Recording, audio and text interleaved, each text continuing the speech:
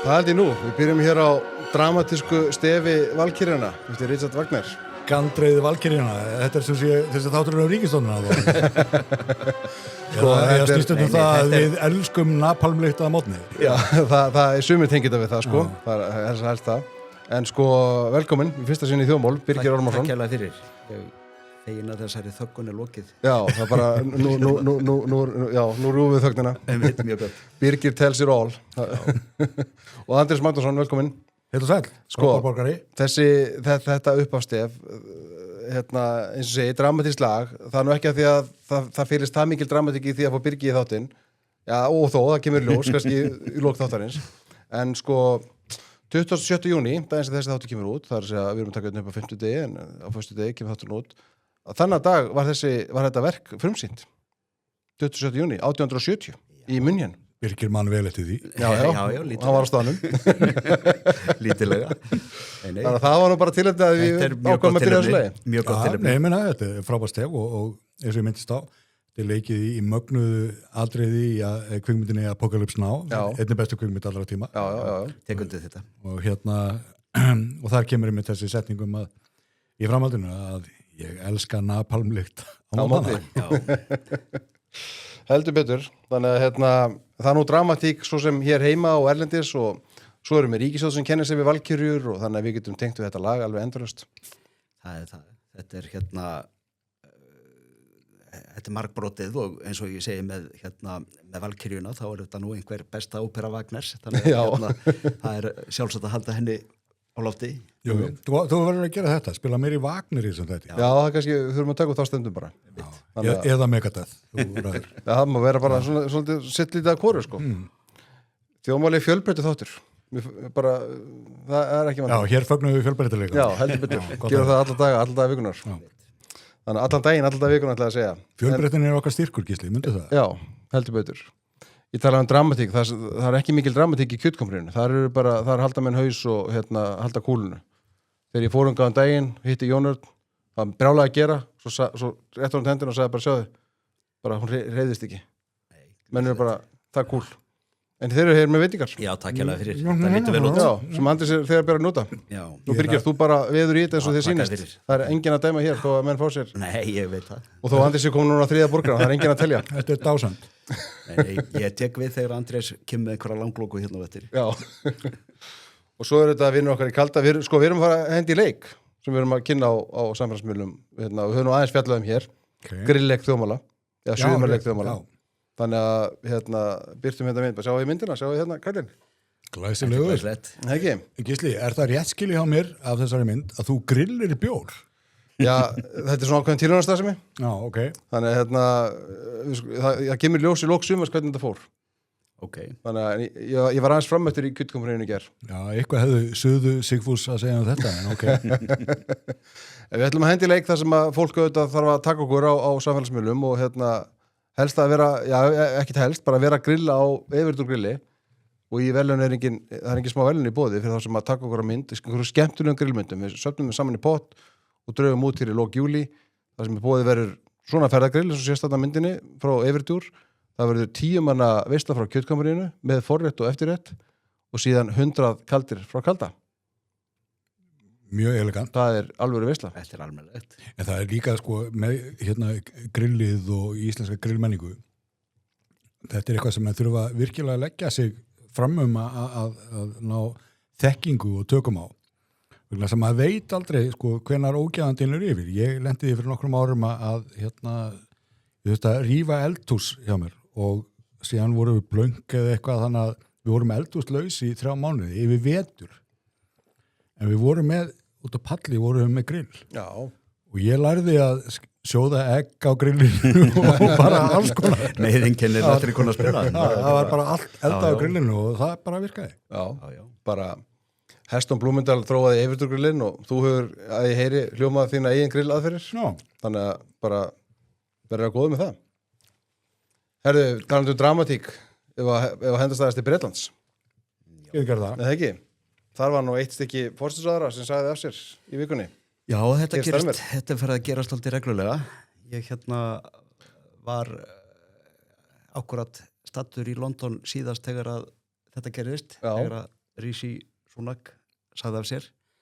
Það var engin tilviljun, treysti? Nei, ég var í einhverju heimsókn í þinginu og maður fann svona á viðmælandunum hvernig spennan jóks eftir því sem leið á daginn, sko.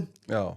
Menn voru byrjaðir að leka út einhverja fréttir það að hann ætlaði að vera með blaðamannafund og ráðherrarnir hefðu allir verið kallaði til landsins og eitthvað svona og þingmennirnir sem ég satt á fundu með sko hafðu ekki áræðanlegar upplýsingar en menn voru farnir að spá og spekulera og svo seinnipartinn þá fór hann út í grenjandi rigningu og sagði af sér sem var svona dálítið típist fyrir þetta tímabil að þetta var erfitt tímabil fyrir Íhaldsflokkinn. Ég man eftir þessu myndum einmitt. Já. Þetta þótti tákgrænt sko vegna þess að hann fór út að segja af sér og bara guðskrófaði frá grananum og síðan kláraði hann og fór inn og þá var slögt á rigningunni. En þá náttúrulega sko kemur sko Keir Starmer sem sko þessi mikli sigurvegari sem síðan reyndist ekkert vera svona mikil sigurvegari í kosningunum ekki í prósentum talið því að árangur hans í kosningunum 2024 var ekkert sérstakur í prósentum talið. Já, og ekki í atkvæðum talið. Nei, og ekki atkvæðum talið en hann hins vegar náði mjög góðri nýtingu sem þýddi það að hann fékk alveg gríðarlega sterkan meirihluta og hefði þar að leiðandi átt að hafa nokkuð sterka stöðu. Mjög sterka. En honum eiginlega frá fyrstu dögunum sko hafa verið mislaðar hendur sko. Já, ég hef nú ýmsar skýringar á því og varðandi sko einmitt hvernig hann var kjörinn. Við heyrumstundum talað það að bresku kostingarnar séu eitthvað skrýtnara því að þeir eru með einmenningskjördæmi, það eru 650 sæti í þinginu og þeir eru öll einmenningskjördæmi. Útskýrðu í einni setningu hvað einmenningskjördæmi fyrir yngri hlustundur. Það þýðir einfallega að það er bara einn þingmaður í hverju kjördæmi og það er sá þingmaður sem flest atkvæði fær sem að verður þingmaður. Jafnvel þó svo hann fær bara 20% atkvæði. Ef hann er með flest atkvæði þá verður hann þingmaður, ekki flóknara. Og síðan ef hann er lostinn elding og deyr að þá eru aukakosningar eða ef hann segir af sér eitthvað slíkt. En þetta þýðir það að menn geta verið þingmenn þráttur þessi mjög svona veikt umboð kjósenda. En tilfelli er það að sem þetta heilt yfir landið að þetta hefur þau áhrif að í kosningum að það eru nokkuð næmar fyrir svona hrifnami kjósenda. Þannig að það er hægt að skila inn meirihluta með kannski 40% atkvæða. Og hefur bara yfirlega gerst. En það þýðir líka það að ríkisstjórnin hún er yfirleitt með sterkan þingmannahluta og getur gert ákveðna hluti, það sem þau vilja gera og í breskum stjórnmálum þá er það þannig að í kosningabaráttu þá leggja menn fram stefnuskrá, manifesto og þeir þurfa að standa við hana. Minnihlutin í þinginu, hann virðir manifestoið, hann virðir að því leyti til að ef það stóði í stefnuskráni eða þeir ætlaði að gera eitthvað þá þeir ekki að peksa of mikið það í þinginu og segja nei, kjósendur eru búnir að afgreiða það fyrir okkur. Þannig að við hleypum því bara í gegn.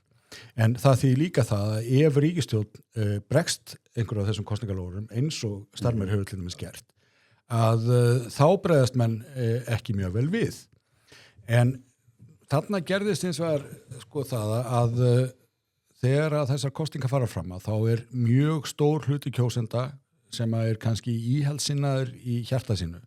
En voru bara brjálaðir út í íhaldsflokkin.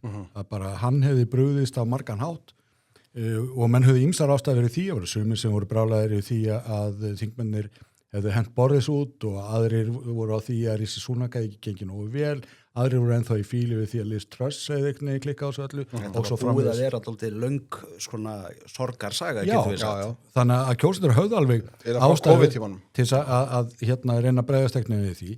En þarna var stór hluti kjósenda sem ákvað bara að sitja heima. Reforma var ekki orðið það afl sem að það er í dag.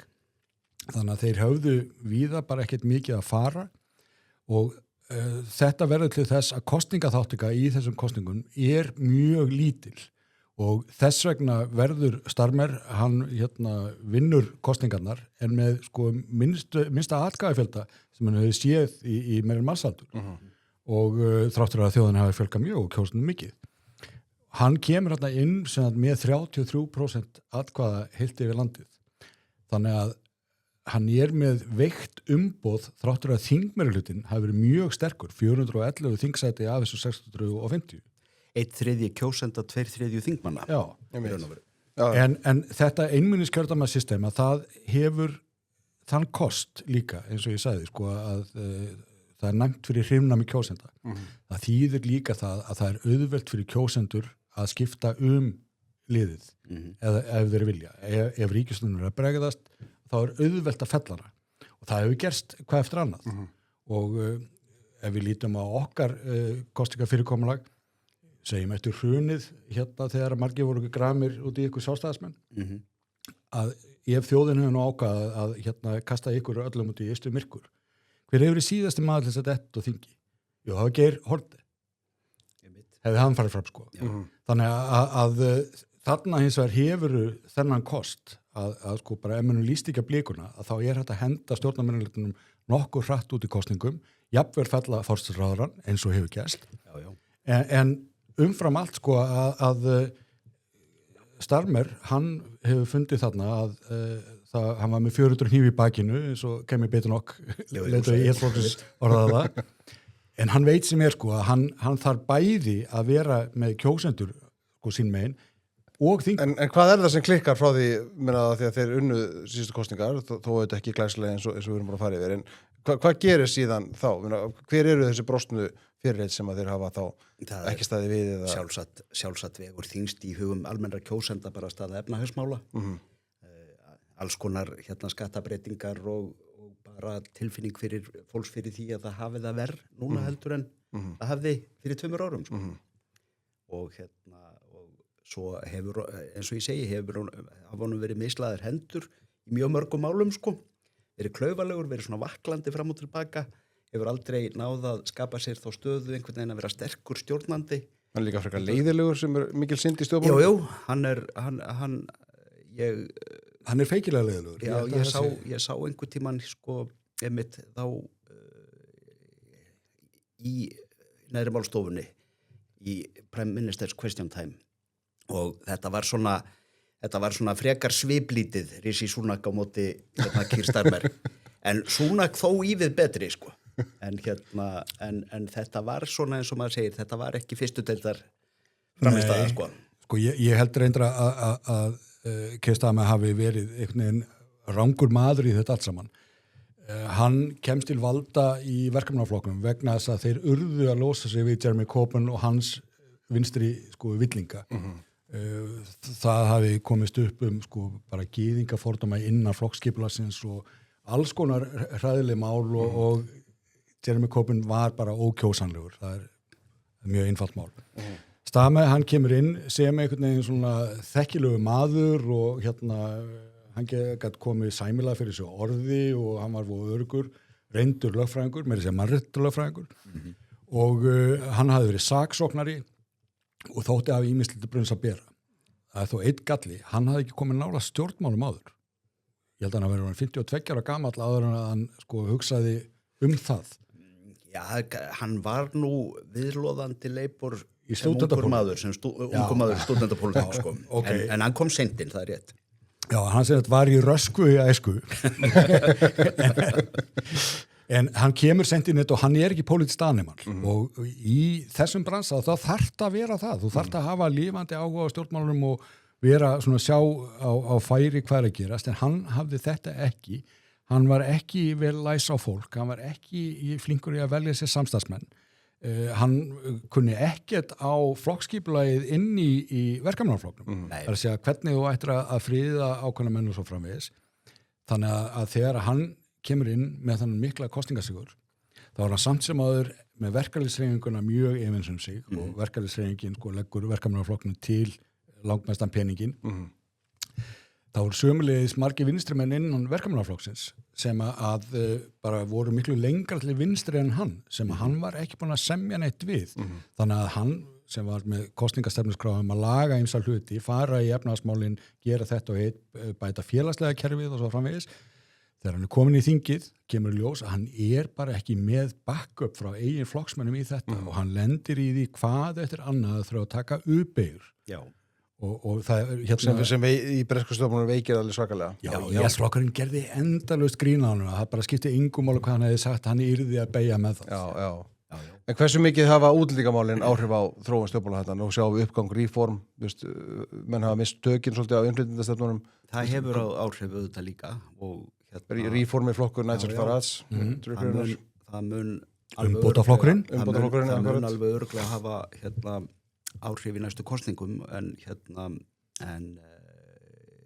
sko vandinn hefur verið sá hjá Starmer að hann hefur í raun og veru ekki verið að skila því sem hann lofaði í þeim efnum sko og ánáttúrulega við það að stríða eins og vinstri menn víða sko að annars vegar reynir hann að höfða til kjósenda með því að boða harðari útlendingastefnu en ásíðan við að stríða fólki í eigin röðum sem sætti sig ekkit við það. Þannig að það verður þessi togstreita eins og við höfum séð hér á landi líka sko. Að það er sem sagt hann nær ekki í raun og veru að verða trúverðugur í þessari stöðu sem hann reynir að stilla sér upp í.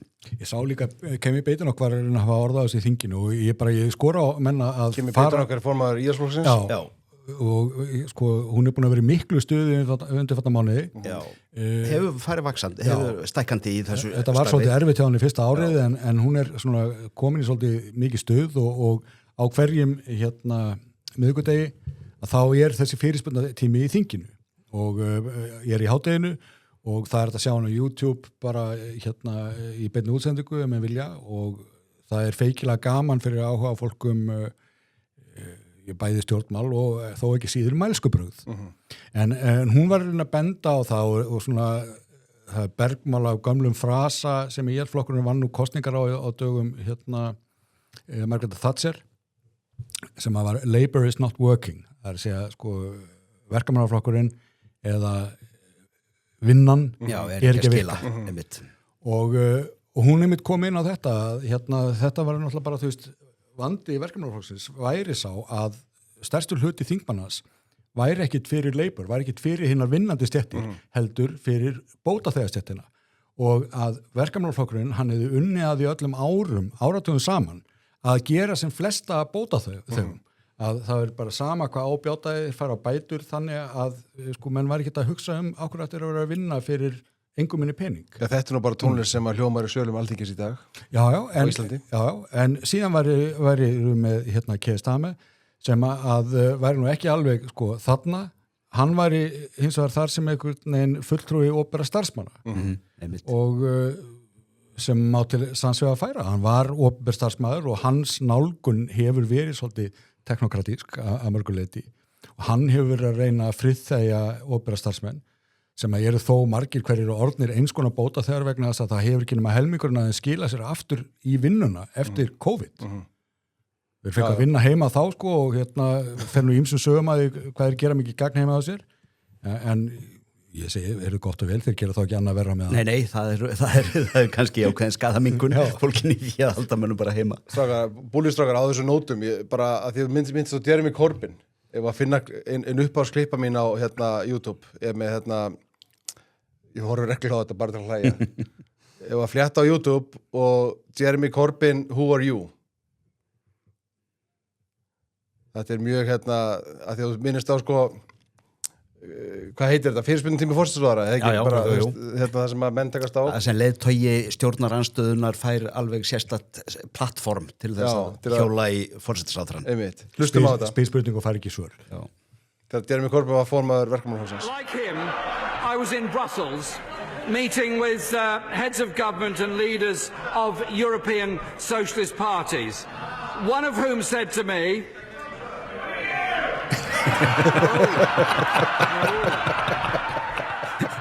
Þetta er mjög gott.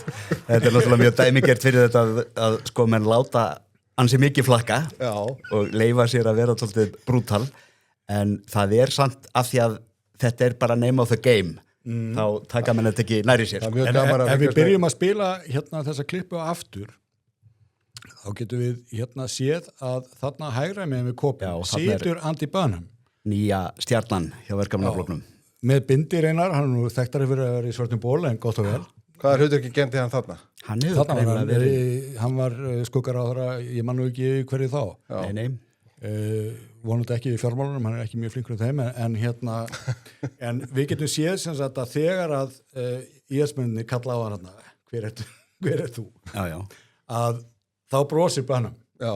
Og það er kannski hinn stóri munur á Andy Burnham og Keir Starmer er það að Burnham hefur húmor, hann er kvikk og það sást ágætlega þegar hann var að koma í þingið daginn til þess að skrifa undir eðstafinn þar sem hann var að taka sæti á þingi á 9 eftir að hafa verið borgarstjóri í Manchester nokkuð skeið að þá voru einhverjir IS-menn sem að fóru að atast í honum og kölluðu þú ert ekki messiasinn og þetta er lína upp úr Life of Brian Já, Monty Python myndinni. Já, góðkunnu og þar er það sko móðir Brian sem kallar þú ert ekki messias og bæti við you're just a naughty boy bara óþekkur strákur en nema hvað að segja að þeir kalla á hann þú ert ekki messias og hann svarar að bræði nei, ég er bara óþekkur strákur Já, þetta er náttúrulega þetta kunna menn að meta einmitt í breska þinginu sko þegar menn á að vera svona menn hafa húmor þá. Já, og skjóta tilbaka þegar það er verið að skjóta. Jú, nei, og mönnum beri öllum saman það að hann er þekkilegu maður og jafnvel andstæðingar hans hafa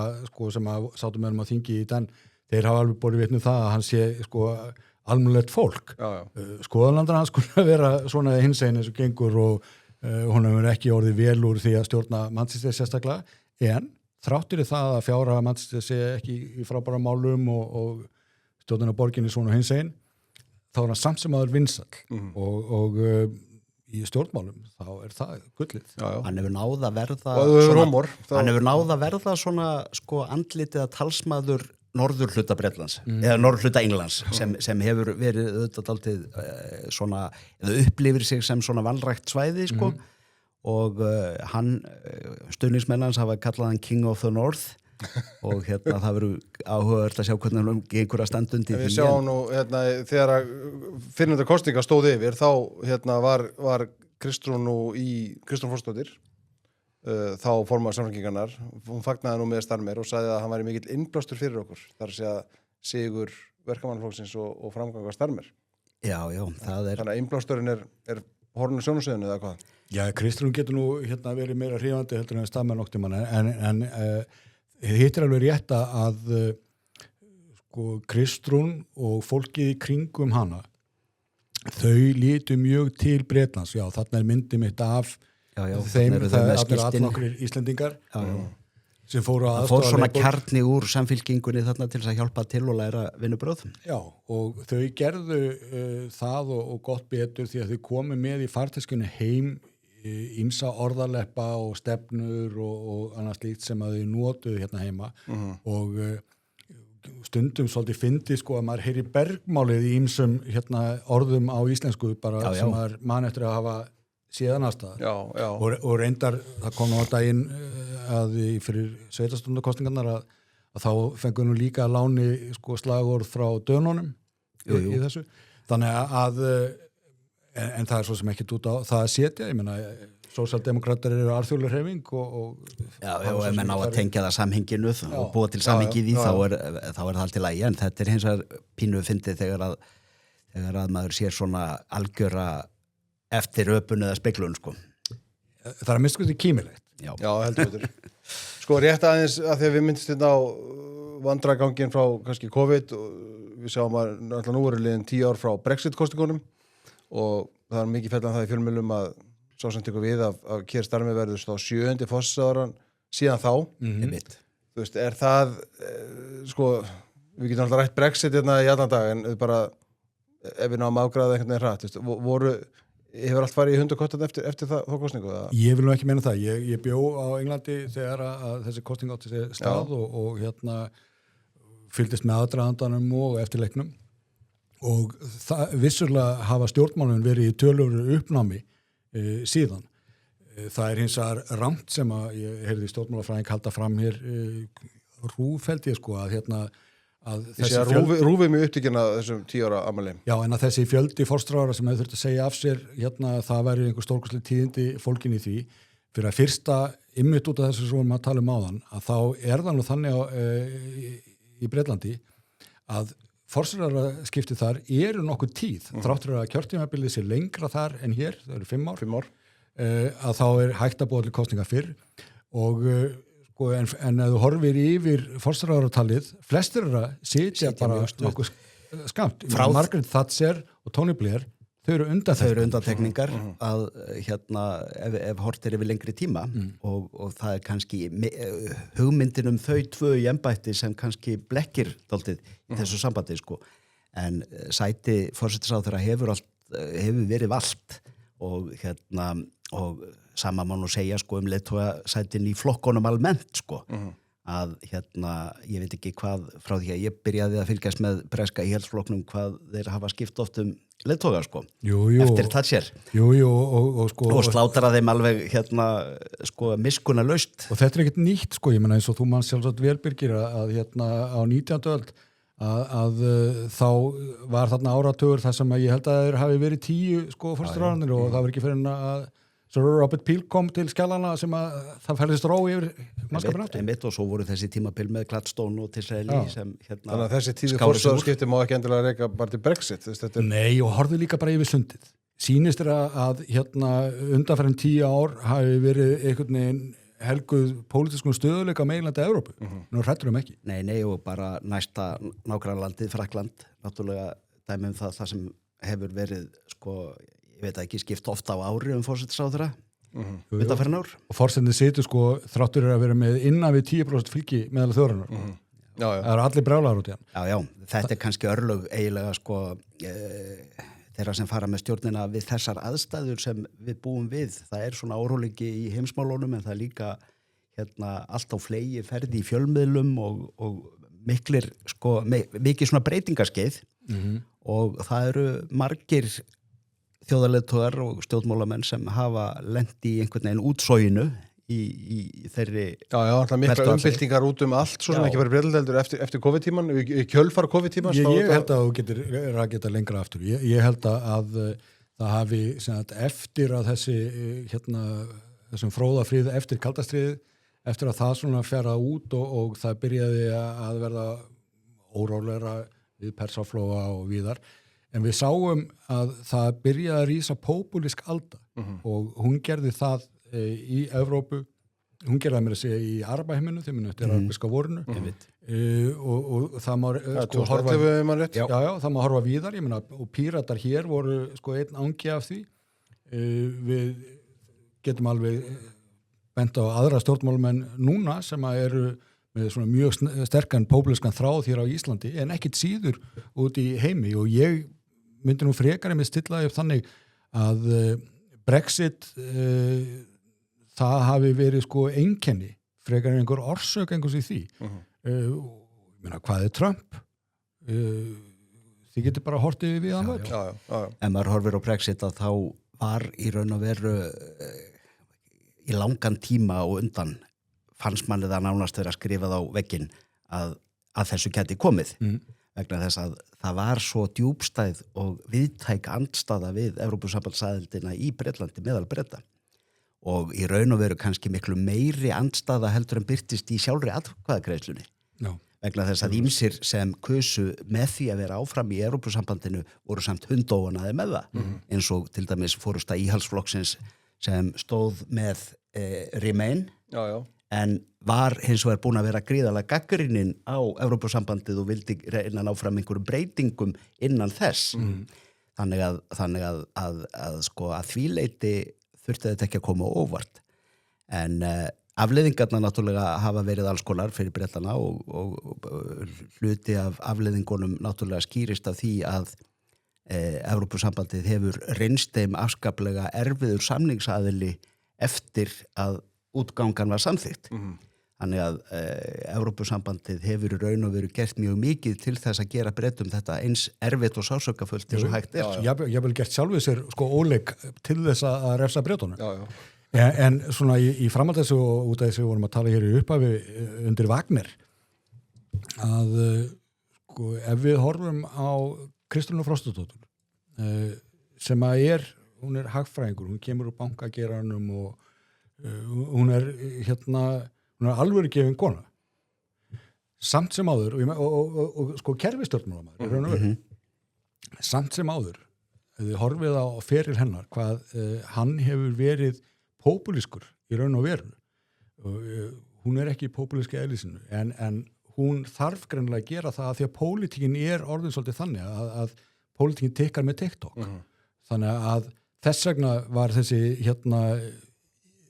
þetta idiotíska myndband með henni og sleggjuna sem að sko allir máttu sjá að þetta var henni mjög eiginlegt og það hafði einhver annar skrifað þess að það í lóni hana. En var þetta einhver eftiröpun að því þegar að núverandi forseti Argentínu byrtist með vélsögina og ætlaði að skera niður kerfið þetta var svona aðeins mildari útgáfa hann stóð við það sem hann lofaði jú, en ef að vextir hefðu lækka ef þessi ríkisstjórn hefðu náð tökum á ríkisfjármálunum og náða að lækka vexti væri þá ekki að tala í mér að þetta sleggjumyndband væri algjör snild Vafalög sko, en vandin er sá að við erum búin að horfa sko upp á þetta út í eitt þegar að fara að mynda ríkisstjórnuna að þá var aðalmálið einhvern veginn að hnúða þessi inn með valkyrjurnar að það var einhvern veginn meira átt að mál sko síðan allir þessari orðaleppa sem hefur að finna upp með hvað kölluðu hagræðinguna sem að hafa eitthvað sett nafn fyrir það og svo var verðmætasköpunar haustið og allt þetta píp sem að ég held að ríkisstjórnin hafi gert sér mikil ólegg með vegna þess að það er alltaf að vera að búa til einhverja væntingar sem er alls óvíst og jafnvel ósennilegt að sé unnt að standa við og þau sitja einhvern veginn upp með það að hafa ekki náð árangri en hafa felt sjálf sig. Já, það var eiginlega þess sem ég leiði ykkur að tala svona lengi bresk stjórnmál sko. Hann hefði það í David Samsburn. Já, þetta er þannig blað, og ég meina, eins og Kristrún kallaði þetta innblástur og ég meina, eins og þið myndist þetta á að sko fyrirlega framkoma verkamannaflokksins í Bretlandi síðust ár hefur verið svolítið innblástur fyrir samfélkingunum hér á mörgu leyti. Kosninga, það sem var rætt í kosningunum og var kosið var eins og þú minnst á hann efnahagsmálin, það sem að fólk veitir ná tökum á þeim, sem að gerði síðan ekki og það er akkur það sem er að gerast hér líka. Þannig að þetta er ákveðin samsvörun á það milli. Og ekki bara í orðavaðlinum, mikill sem hann nú er, heldur líka sem að í því hvernig nálgunin sem við ríkisfjármál er, það sem hann eru bara svolítið að vona það besta og að einhvern veginn þetta muni lukkast og svo gerist það ekki.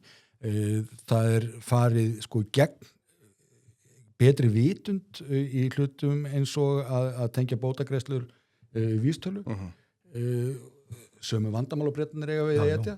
Bretlandi þá viðurkenndi Keir Starmer þó að minnstu kosti að þetta væri vandamál sem hann þyrfti að ráðast gegn. Svo bara kom í ljós að hann var ekki með backup í þinginu til þess.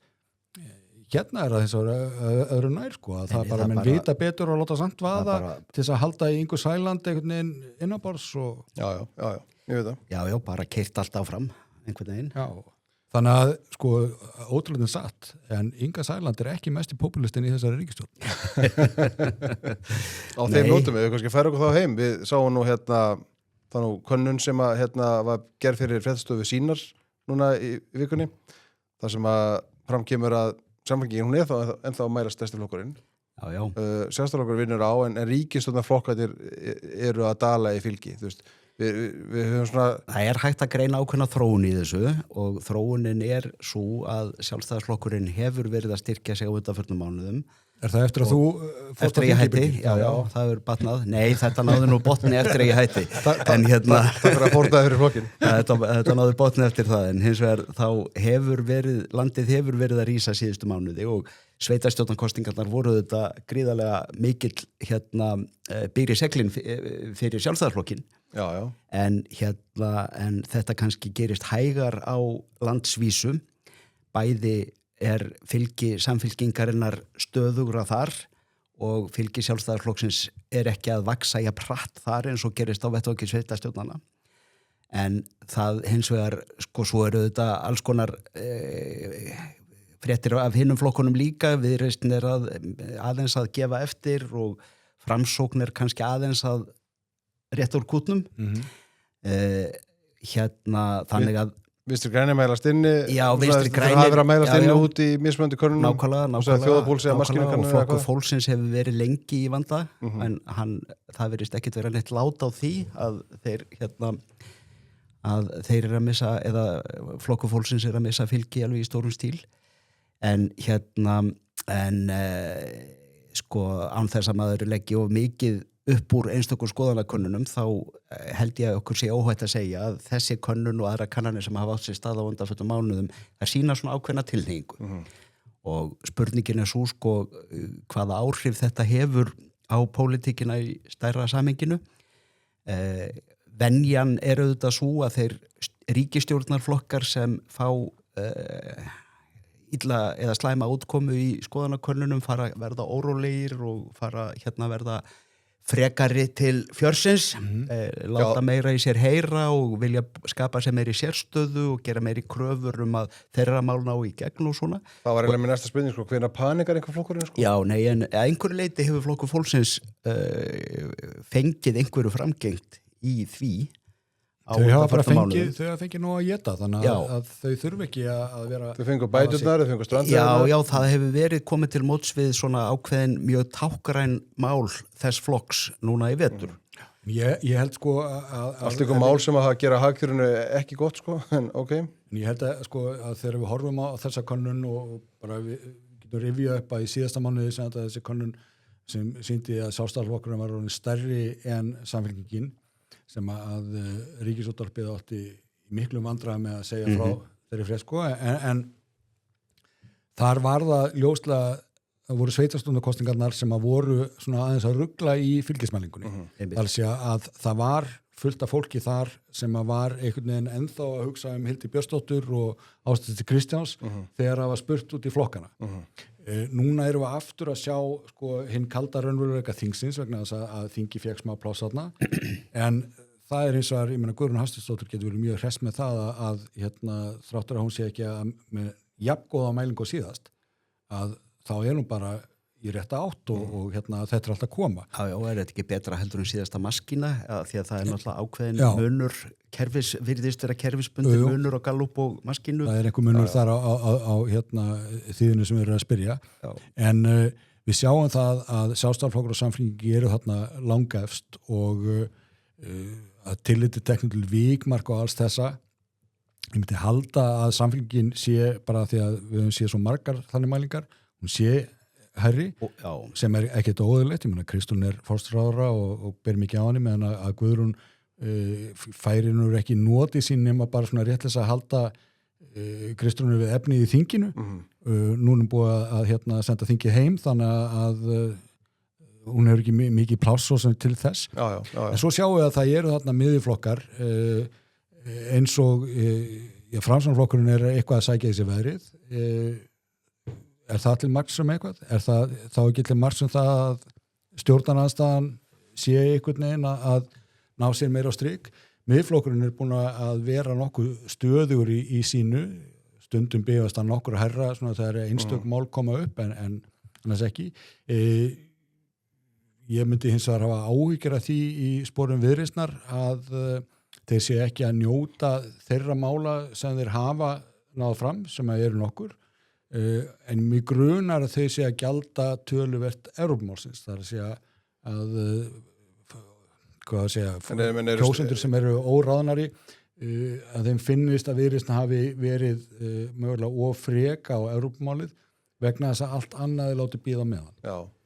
Ég held að þetta sé alveg rétt greining varandi Viðreisn að Evrópumálin hafa ekki nýst þeim kannski eins og þau höfðu væntingar það hefur auðvitað verið þannig að í þessari baráttu Evrópumálin síðustu mánuði þá hefur Viðreisn verið afgerandi í forustu fyrir Evrópusamband sinna. Það hefur í raun og veru bara verið Dagur Eggertsson sem hefur eitthvað beitt sér þar fyrir utan sko. Annars er þetta allt saman Þorgerður og hennar nánasta fólk sem heldur upp í þeirri baráttu. Þá ætla ég að spáði sömuleiðis að í sumar að þá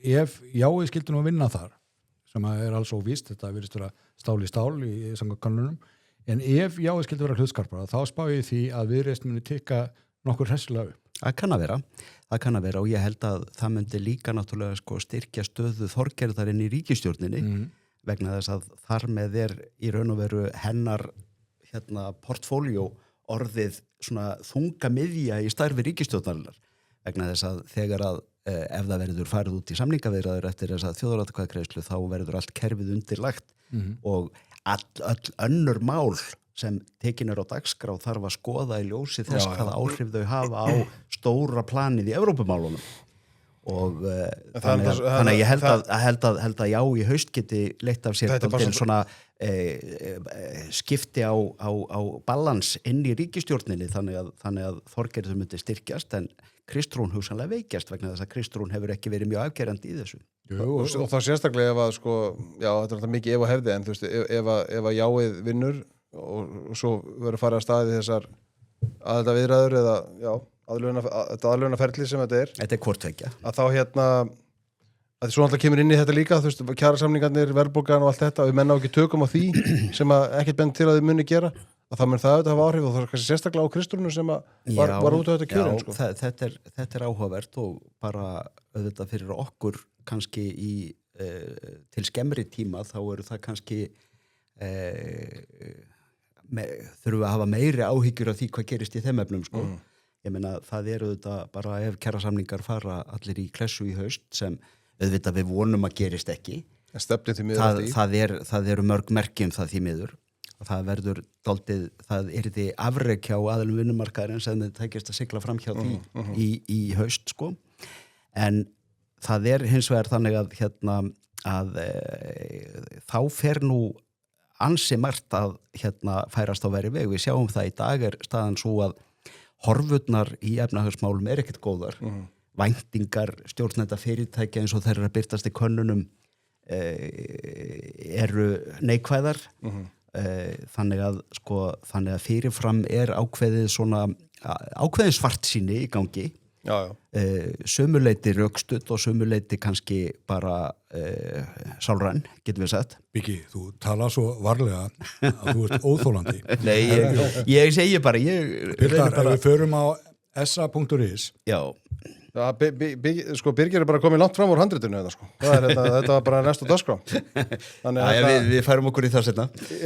Er handrit?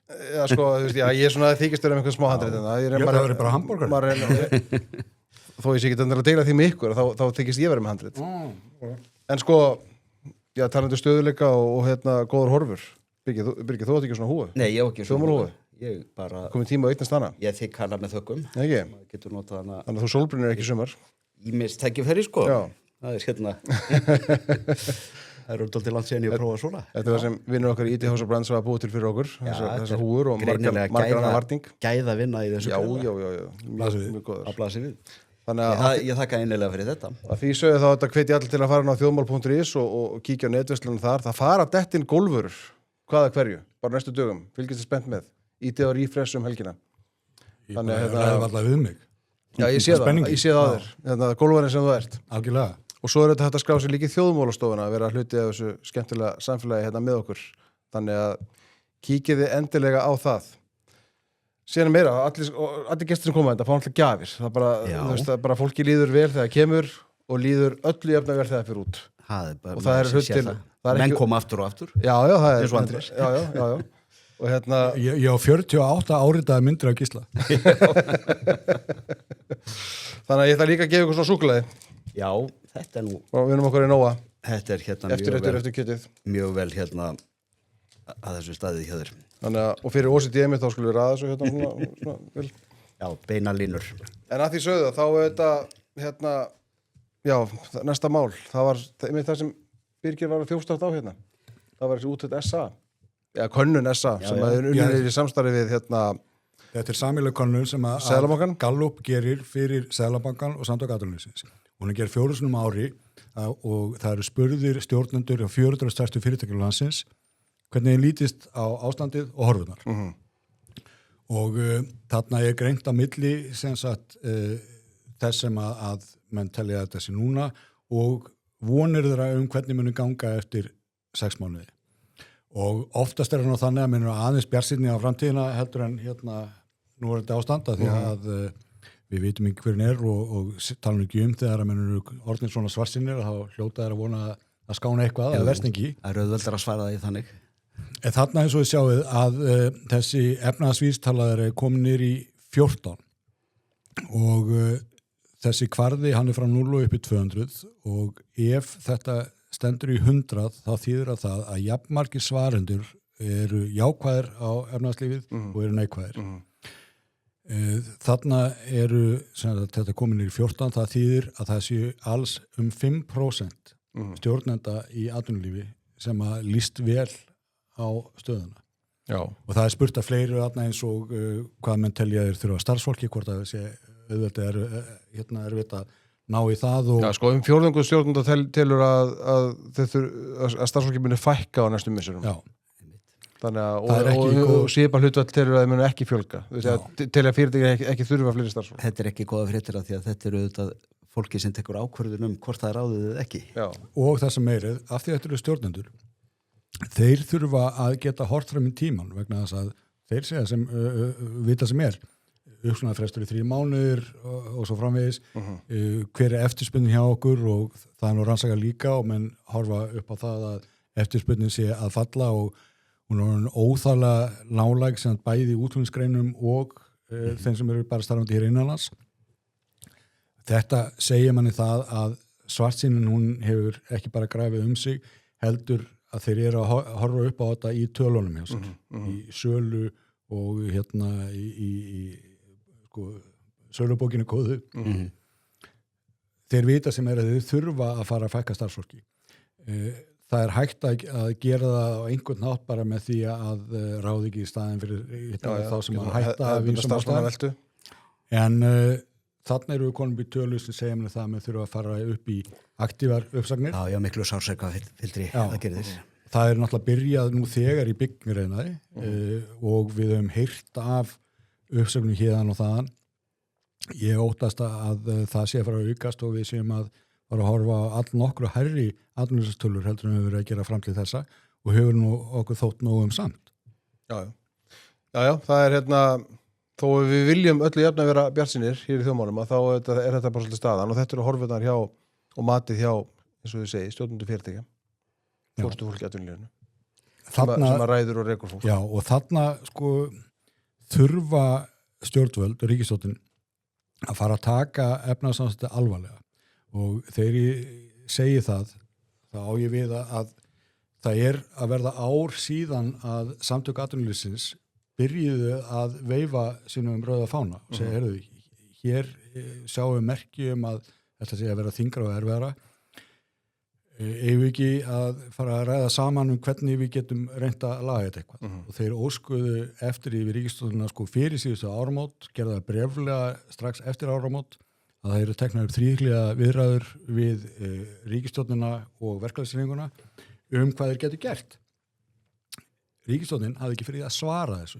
Þegar eftir við að gengið að fjölmiðlum að þá kom bara við getum rætt í þjóðhagsráði sem var ekki svarið.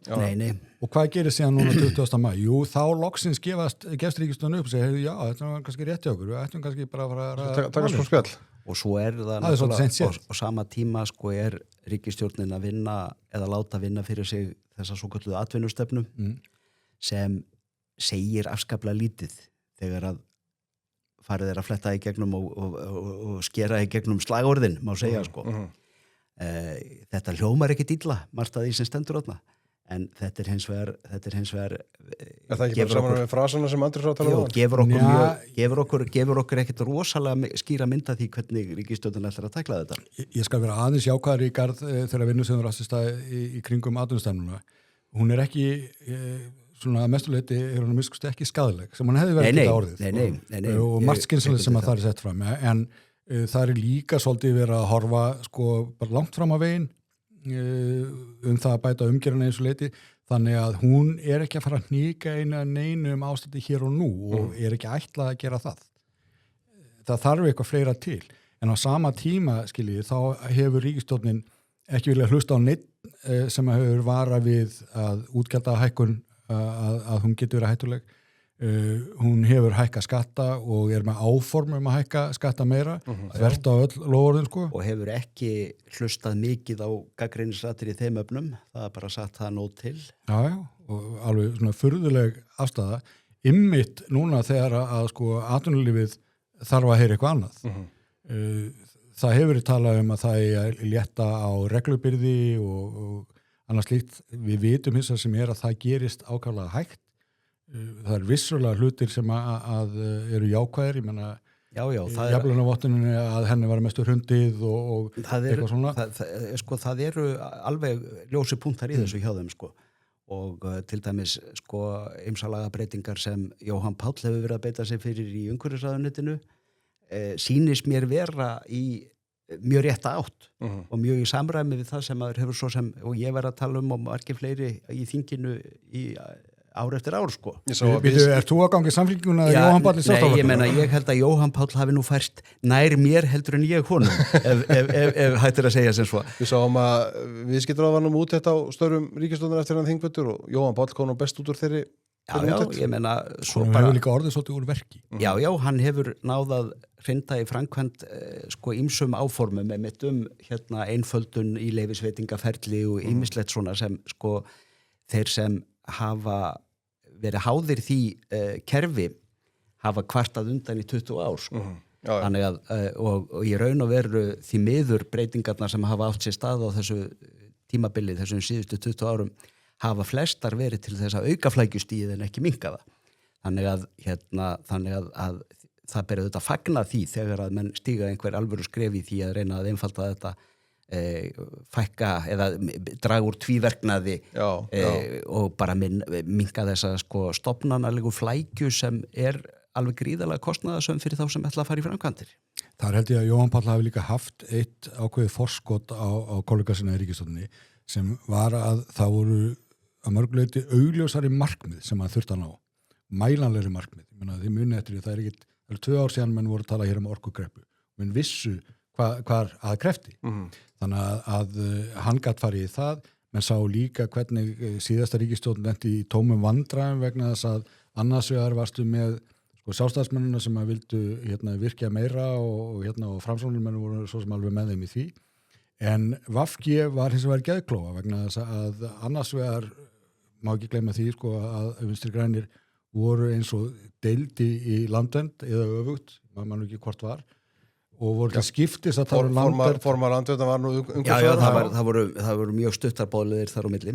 Og voru til skiptis að tala um landvernd og loftslagsvána en þetta tvennt gat ekki farið saman hjá þeim. Þannig að sko, þau bara fóru í það einhvern veginn eins og sko VG semdi að vera bara á móti. Þannig að þetta var allt saman tafið og ekkert einhvern veginn komst í gegn og rammaáætlunin var bara fókin undir gluggan, þetta var tómt rugl. Þannig að kannski það hafi ekkert verið óskaplega erfitt að laga það eftir að þeir voru komnir út úr jöfnunni og ekki bara út úr jöfnunni, út af þingi. Já, og líka náttúrulega getum við sagt að það var góður salur fyrir stefnubreiting á þessu tægi sko. Bæði eins og birtist í kosningunum og eins og þingi var samansett eftir kosningar. Þannig að í þessum efnum það eru kannski 2 málaflokkar sem eru því marki brendir að sko eða hægt að líta þannig á að sko ríkisstjórnin nýtur mjög góðs stuðnings stjórnarandstöðunar, annars vegar eru það orkumálin og breytingar í þeim efnum, aukin orkuvinnsla og svo hins vegar útlendingamálin. Þar sem sko stjórnarandstaðan kemur og segir jú, við vildum gjarnan að það veri gert meira en er ekki að gagnrýna úr hinni áttinni sem er auðvitað mjög ólíkt því sem var á síðasta kjörtímabili þegar að bæði var ríkisstjórnin klofin í báðum þessum málum og stjórnarandstaðan lagðist mjög þungt á annan sveifin sko. Það er að segja sko stjórnarandstaðan á síðasta kjörtímabili lagðist fyrst og fremst á sveif með Vinstri grænum bæði í útlendingamálum og umhverfismálum. En það hins vegar að því við vorum að horfa á skoðanakonurna áðan þar sem að Vinstri grænum virtist vera vegna aðeins betur að þess að fyrir því væru sko augljósar ástæður. En mig grunar að þau liggi mitt í útlendingamálum að það er fólk sem er annarra skoðanar en þau. Vill bara opin landamæri og alls konar hlutir aðri sem þar spila inn í. það fólk ekki að finna sko, sig heima hjá neinum af flokkunum sem á þingi núna. Nei. Sáum reyndar innan samfélkingarnar að þar voru nú allan Mjög skiptar skoðanir. sem að sko, skrifuðu undir grein til þess að andmæla því hvernig þingflokkurinn með þess að brottvarabúðir. Já, en sko, þingflokkurinn hann bara brást við sko, og sagði, neini, við erum búin að hugsa þetta og þetta svona. Og Já, ég lét ekki þetta hafa neina áhrif á sig. Nei, og fólk eins og Sema Erla og fleiri náttúrulega bara hortin á sjónarsviðinu í samfélkingunni. Já, en þess vegna held ég líka að þetta mál getur verið svona emblematist fyrir fólk sem eru sko, miklir vinstrimenn að kusu samt sem á samfélkinguna núna síðast.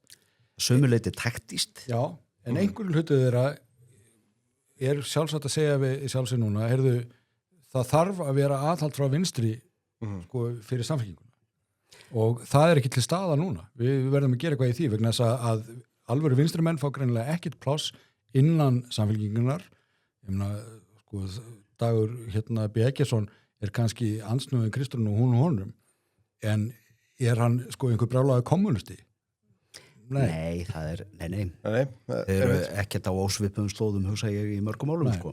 En svo má náttúrulega bara segja að sko þessi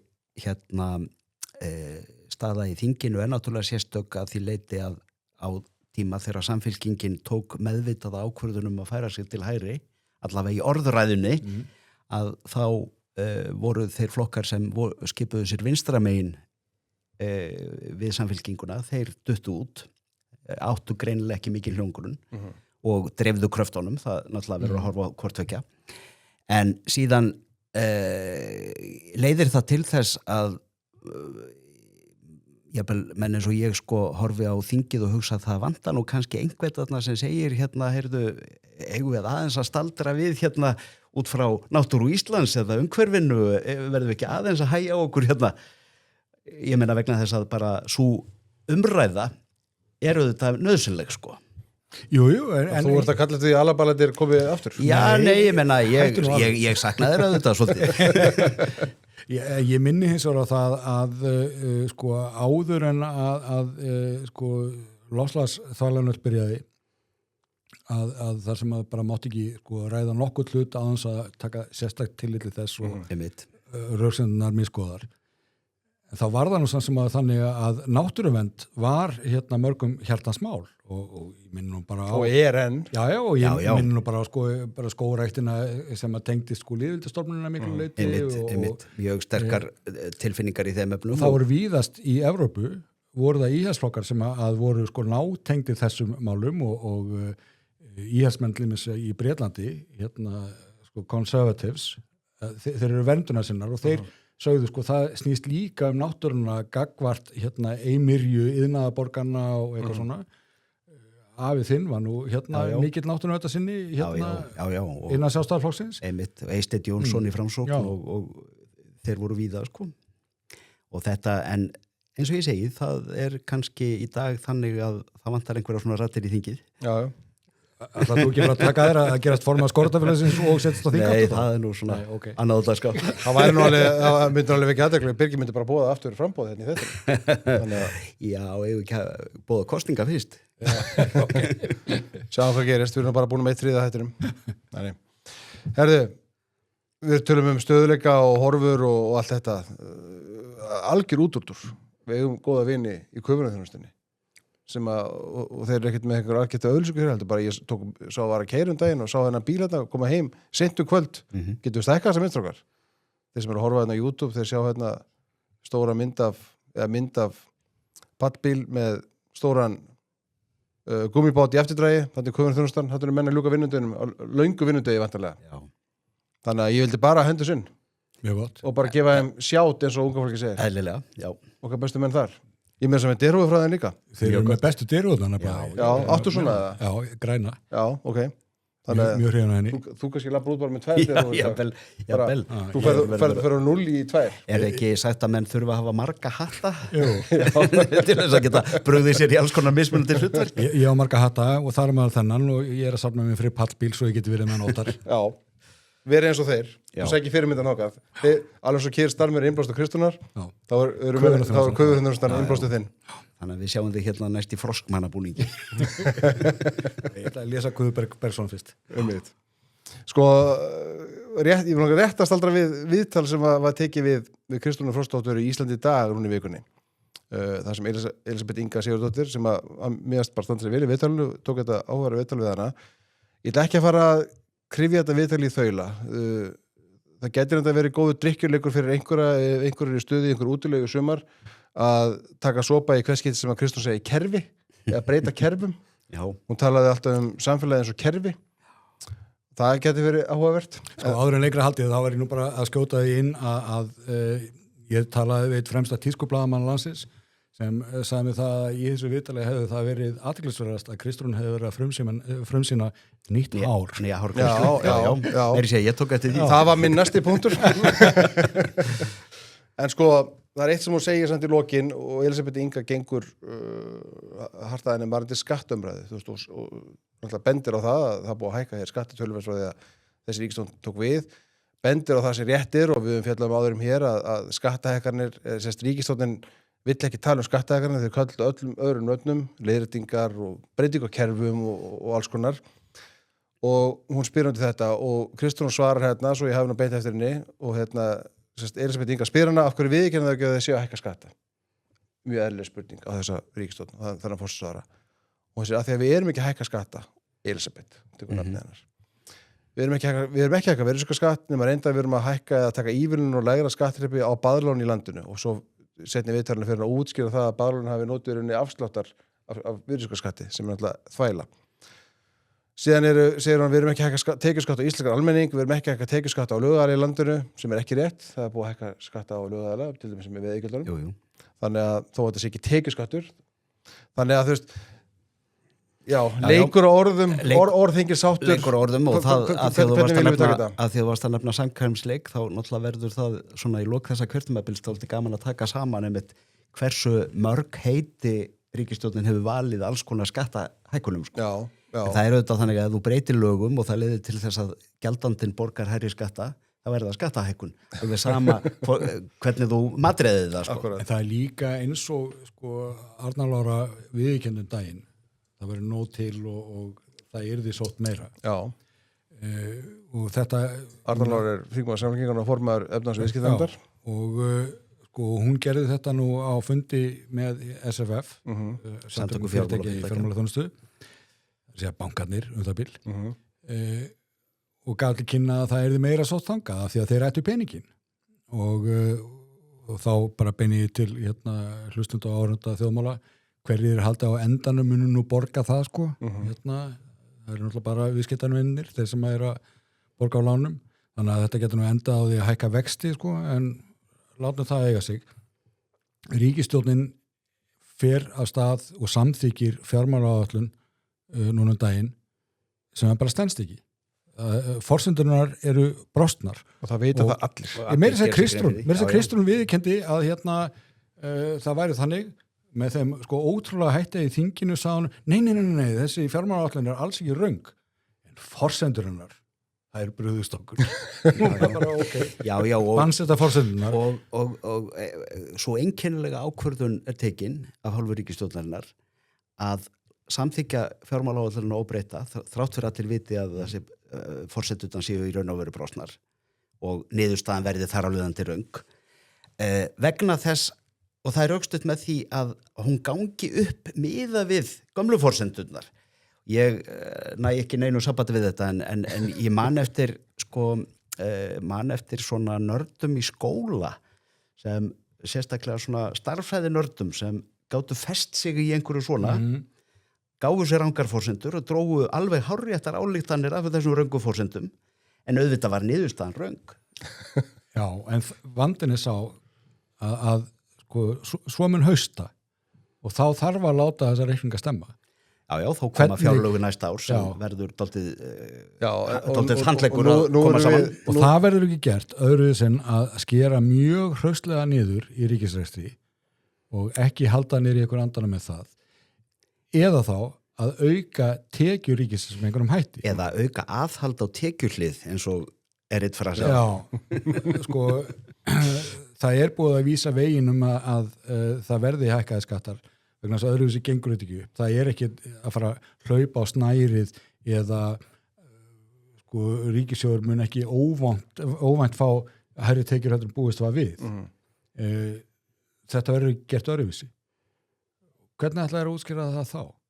Og þetta er það sem ég skil svo illa hjá ríkisstjórninni, einmitt að vera með alla þessa orðaleppa og orðaleiki þegar þeir mega vita að það kemur að skuldatögum og yfirleitt sko fyrir en varir. Þetta er ekki einn óvænt 40 milljónar frá að gera þess að hverju ári. Nei, Já, en haldið ekki að þjóðin væri bara alveg móttækileg fyrir því að ef Kristrún kæmi bara ærlega fram og segi, heyrðu, þetta er nú bara ekki gengið að vel og við vonuðumst til, það hefur gengið að ýmsu og þess vegna þurfum við Já, það er ennblega punkturinn, sko. Meina, nú erum við allir búin að fylgjast með stjórnmálum mjög lengi og sko, þau leggja rosalega mikla áherslu á það að næsta ár, þau segja, sko, loksins eru við búin að halla þessu fjárlögum, fyrir eitthvað sem á að gerist á næsta ári, sko, 2027. Já, og segja að planið sé að virka af því að þau gera sér vonur að það virki á næsta ári. Og hver á hagnaðurinn rekstur ríkisins að vera? Jú, 1 milljarður af 1500.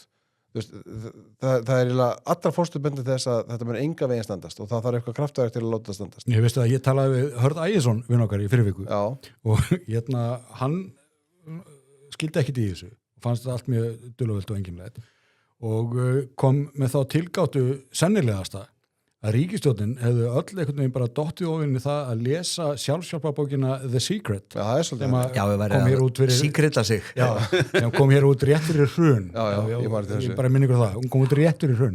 Og hún gengur út á það að þú hefur bara nógu mikla trú á einhverju, þá mun það rætast. Þú bara óskar einhvers. Þetta hljóma þannig. Ég notaði frasan hér sem að við sem reyna að minnka ensku slettum það, sko, fake it till you make it. Þetta er svolítið þannig, sko. Já. Og það er að, sko, aftur þessu punktu, sko, ég meina, við fyrst með stjórnmálum lengi, af hverju ertu að tala eitthvað sem að muni gerast á næsta ári, sem þú veist að muni öllu líkitum ekki gerast? Það er ekki góð væntingastjórnun, held ég. Nei, en á móti kemur að kannski þessu bara veðja á það að þjóðin segi já við aðaldavirðan við erum samantíð og útskýri þá fyrir þjóðinni, ég heyrðu, það er alltaf að fara að breytast, það þýðir ekki að vera að gera hér einhverjar ómiklar áætlanir. Það kann að vera, ég efast samt að það sé svona eitthvað stórt masterplan að því leitinu, sko. En halda ég fram að það sé ekki plan? Já, ég held að það sé í alls konar plön en ekki svona djúpt og... Til eitthvað íslenskt heiti við það call bullshit. Ég heyra að Birgir is calling bullshit á plan ríkisstjórnarinnar. Nei, ég meina, þú getur sagt að þú ert að afhjúpa einhverja, afhjúpa ránkvæslur það er nákvæmlega beinþýðing og call bullshit. Benda á bullið. Já, benda á bullið, það er kannski rétt. Nei, en þetta er nú svona, sko, Birgir bendur á bullið, það er nú bara já, þetta er titillin á ævisvanu komin. Já, eða bara byrjun á ljóði. Herðu, við förum alltaf til vinn okkar í Frumherja og sækjum einhverja, annarkvort endurskoðun eða skoðun og erum einhver mál sem sem minnum að það, ég er á seinni bíli. Já, þú er að bara kíkja. Ég sá að ríkisstjórnin er að leggja fram 630 milljónir til markaðssetningu á Íslandi, er að láta Íslandsstofu hafa þennan penning. Ferðarþjónustan hefur vissulega kallað eftir þessu fjármagni í töluverðan tíma til að markaðssetja áfangastaðinn Ísland.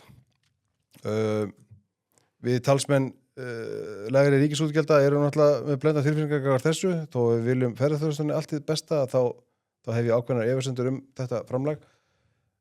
Sérstaklega að því og það er þess að ég held ég ætla að láta endurskoðun á þetta, því ég kannski mittið það með mér. Það eru sett þetta 630 milljónir í markaðssetningu á áfangastaðnum í Ísland. Á sama tíma og síðast í þessu fyrrnefnda viðtali sem vísið við Kristrún áðan, þá er boðið skattahækkun á ferðarþjónustuna. Já. Þannig að þá að skerða samkeppnishæfni ferðarþjónustunnar á sama tíma. Já, þá er þetta svona... Hvað er planið? Þá er þetta bara lélegur plástur á sárið, sko. Já, ég er þeirra skoðunar að sko, þó að Pippi sé ágætur og Íslandsstofa örugglega gera mikið gagna að þarna ætti ferðarþjónustan sjálf að vera skattleggja sjálf á sig. Ef hún vill vera með heilstæða sko, markaðssetningu á Íslandi. Já, ferðarþjónustan mun alltaf enda á því að borga þennan reikning, sko. Sjálf. Já, ég hins að bara hef meiri trú á því að ferðarþjónustan geri sko gaglega herferð fyrir íslenska ferðarþjónustu heldur en einhvern annar. Já, þannig að við erum að setja endurskoðun á þetta. Við erum, já, ég held að við getum sagt það, ég meina allavega þá fyrirfram þá hefur maður efasemdir það að opinberir aðilar eða hálfopinberir séu bestir í því að ná árangri í þessum efnum þó að sko Íslandsstofa hafi áræðanlega gert ágætar hluti í mörgum efnum og hafi sjálfsagt einhverju hlutverki gegna á ákveðnum sviðum, þá ég sammála Andrés það að greinin sjálf auðvitað best til þess fallin að meta það hvernig hún auglýsir sína þjónustu. Greinin sjálf þarf bara að fara að kíkja í heimabankann og borga skattana sína sko, með hvernig ríkisstjórnin talar. Já, stórir leikendur í greininni nú ekkit endilega að telja peninga þess að dana sko. Nei, svo það. Þannig að þetta þannig við erum saman að skella endurskoðun á þetta. Já, tvínulegst. Ekki. Herðu, það síðan ný dagskrárliður. Nú? Já. Við ætlum að kíkja Ellingsen sem að fatta 110 ára afmælið þessa dagana. Það eru tax-free-dagar alla næstu viku og við ætlum að ná tax-free-dagar eða skattfrjálsir-dagar. Virðisaukaskatturinn felldur niður af völdum vörum. Við ætlum að skella okkur útilegu. Eru þið miklu útilegumenn? Nei. Ég veit að þetta var fárlega spurning, ég heyrði það, bara fattaði leið og ég spurði, þetta var en ég hef alveg komið í útilegu sko. Ég að fara í útilegu þessa helgi. Eða það? Já. Við sátum í bílundegin við Andrés og vorum að ræða útilegu. Því ég var að monta mig að tjaldurinn sér bara köpa mér og öllum búnaðinum og hann kom alveg fjöllum. Já. Þannig að þú veist ekki mikið. Nei, ég kom ekki að fjöllum, ég kom neðan á bæ. Ég mjög lélegur í þessu. Já. Við ætlum eins og að skella okkur útilegu og hvernig þetta þegar maður í útilegu? Jú, maður mennur bara að grilla og hafa gaman og setjast niður og þannig að við ætlum að taka upp þennan lið núna í útilegunni. Við ætlum að auðvitað byrja því að fara í Ellingsen og ná okkur í búnað, setja svo niður og hvað eigum að vera að ræða sem við erum ekki að ræða? Hvaða topic komið með sem að ég ekki búin að setja á dagskrá? Sko ég skal bara taka upp málefni frekar en topic. Já, fyrirgjöðu. Hárrétt ábending. Já, sem að var bara að berast okkur fréttir af þegar við erum í þann veginn að stiga hér inn sem að það verið að hrista upp í ráðhúsinu. Mjög hraustlega. Alveg rétt. Við fengum fregnir af því fyrst að þar var verið það bil að loka upplýsinga og viðburðasvið eða eitthvað svoleiðis. Man ekki hvað það heitir. En það samt kontor með ótal upplýsingafulltrúum sem að menn hafa velt vöngum hversu mikil þörf á. Það líka sum verkefni voru nú flutt út af deildinni og einhverju útvistað. En svo er líka borið á því sem að einstök svið borgarnir hafa jafnframt verið með sína eigin upplýsingaspaða. Þannig að þannig nú eitthvað verið að gera. Sömulegis var borgarráð skiptmanni að loka mannréttindaskrifstofunni. Það komið líka? Já, að það var ekki alltaf gerast. Ekki endilega þörf á því að Reykjavík var með sína eigin mannréttindastefnu frekar en ég veit ekki hvað, utanríkisstefnu. Var það ekki eitthvað svona viltæmi? Ég tek undir með aldrei að segja að þetta ekki óvænta fréttir í ljósi yfirlýsinga fyrir kosningar, en hins vegar þetta bara mikið ánægju efni þegar að flokkar sem taka við völdum hrinda í framkvæmd kosningalofvorðum alveg án þess að hika og án þess að láta úrtöluraddir draga úr sér sem alltaf hætta þegar að kemur að svona niðurskurði. Nú veit maður auðvitað ekki. Og þetta allt fólk skilur sem að starfar næst borgarstjórn og borgarráði. Þetta eru starfsmenn í ráðhúsinu. Já, stundum hefur verið sagt að það sé auðveldara fyrir opinbera aðila að skera burtu eitthvað sem langt frá. Landsbyggðin kvartar yfir því að ráðuneytin eigi auðveldast með að skera niður einhverja þjónust út á landi og svona. Skera niður hjá fólkinu sem þeir hitt ekki daglega. En ég held að flestir ég eiginlega varð ekki var við það að því sjónarmiði væri mótmælt í kosningabaráttunni að það væri þörf á uppstokkun eða allavega hagræðingu í æðstu stjórnsýslu borgarinnar. Þeir sem flokkarnir annarkvort lofuðu því eða lofuðu til eða minnstakosti létu hjálíða mótmæla því. Þannig að ég held að allir hafi gert sér grein fyrir því að eitthvað svona var í vændum. En mér sýnist að Hildur sé að stíga dálítið hressilega til jarðar í þessu og bara gangi henni vel með það. Það er bara mjög jákvætt. Ég hef líka heyrt að hefum það nú ekki staðfest, hef bara heyrt að borgarstjóri hafi jafnframt verið að segja fólki á skrifstofu borgarstjóra menn muna kannski að þegar að Dagur var hann hlóð svo litið í kringum hana, hann stækkaði skrifstofuna, bætti við sviðum eða einhverjum deildum þar inn sem áttu að vera sinna hinnum og þessum höðarefnum og sumir starfstitlarnir voru reyndar bara með ólíkingjum sko, það var einhvern veginn deildastjóri yfir deildastjóra sviði en það að hún sé ekki að bíða með það heldur að ymmita að skipuleggja skrifstofuna eins og hún vill hafa hana ég finnst það að vera góð sviti og eitthvað sem að hugsanlega ríkisstjórnin ætti að taka til sín vegna þess að hún kom til valdamunniði með alls konar fyrirætlanir ríkisstjórnin kom til valda og óskaði eftir hagræðingartillögum almennings fekk 10 stykki pikka á 60 og 70 setti glærir og gerði ekki neitt já, og það er eiginlega ekkert að því ræst þarna sýnt að þetta er hægt og það er hægt að gera eitthvað og ég held að borgararnir muni fagna því. Já, og þetta er góð byrjun að því leiti að það sendir út réttu skilaboðin að þessi byrjaði að skera einmitt næst valdmiðjunni í Ráðhúsinu þannig að þetta auðvitað eru skýr-skilaboð út allt kerfið. Þetta er líka skilabóð til kjósenda. Já, góð skilabóð til kjósenda. Já, skilabóð til kjósenda það að atkvæðið þeirra skipti máli. Já. Við tölum oft að... Ég segi sko, nú þetta veit maður ekki hvernig þetta verður útfært og maður hefur auðvitað samúð með fólki sem missir vinnuna og allt það, en ég er alveg samfærður það að eins og sagt var af öðru tilefni að þetta fólk mun þá bara finna arðbærari störf. Já. Sko... Ég vil reyndar taka þér völdin við dagskrárgerðuna einu sinni enn. Okay. Ég er sem bara að skella... Ef það er einhver þá ert það þú? Já, ég er sem að skella bara strax í seinni dagskrárliði sem er hrós vikunar. Já.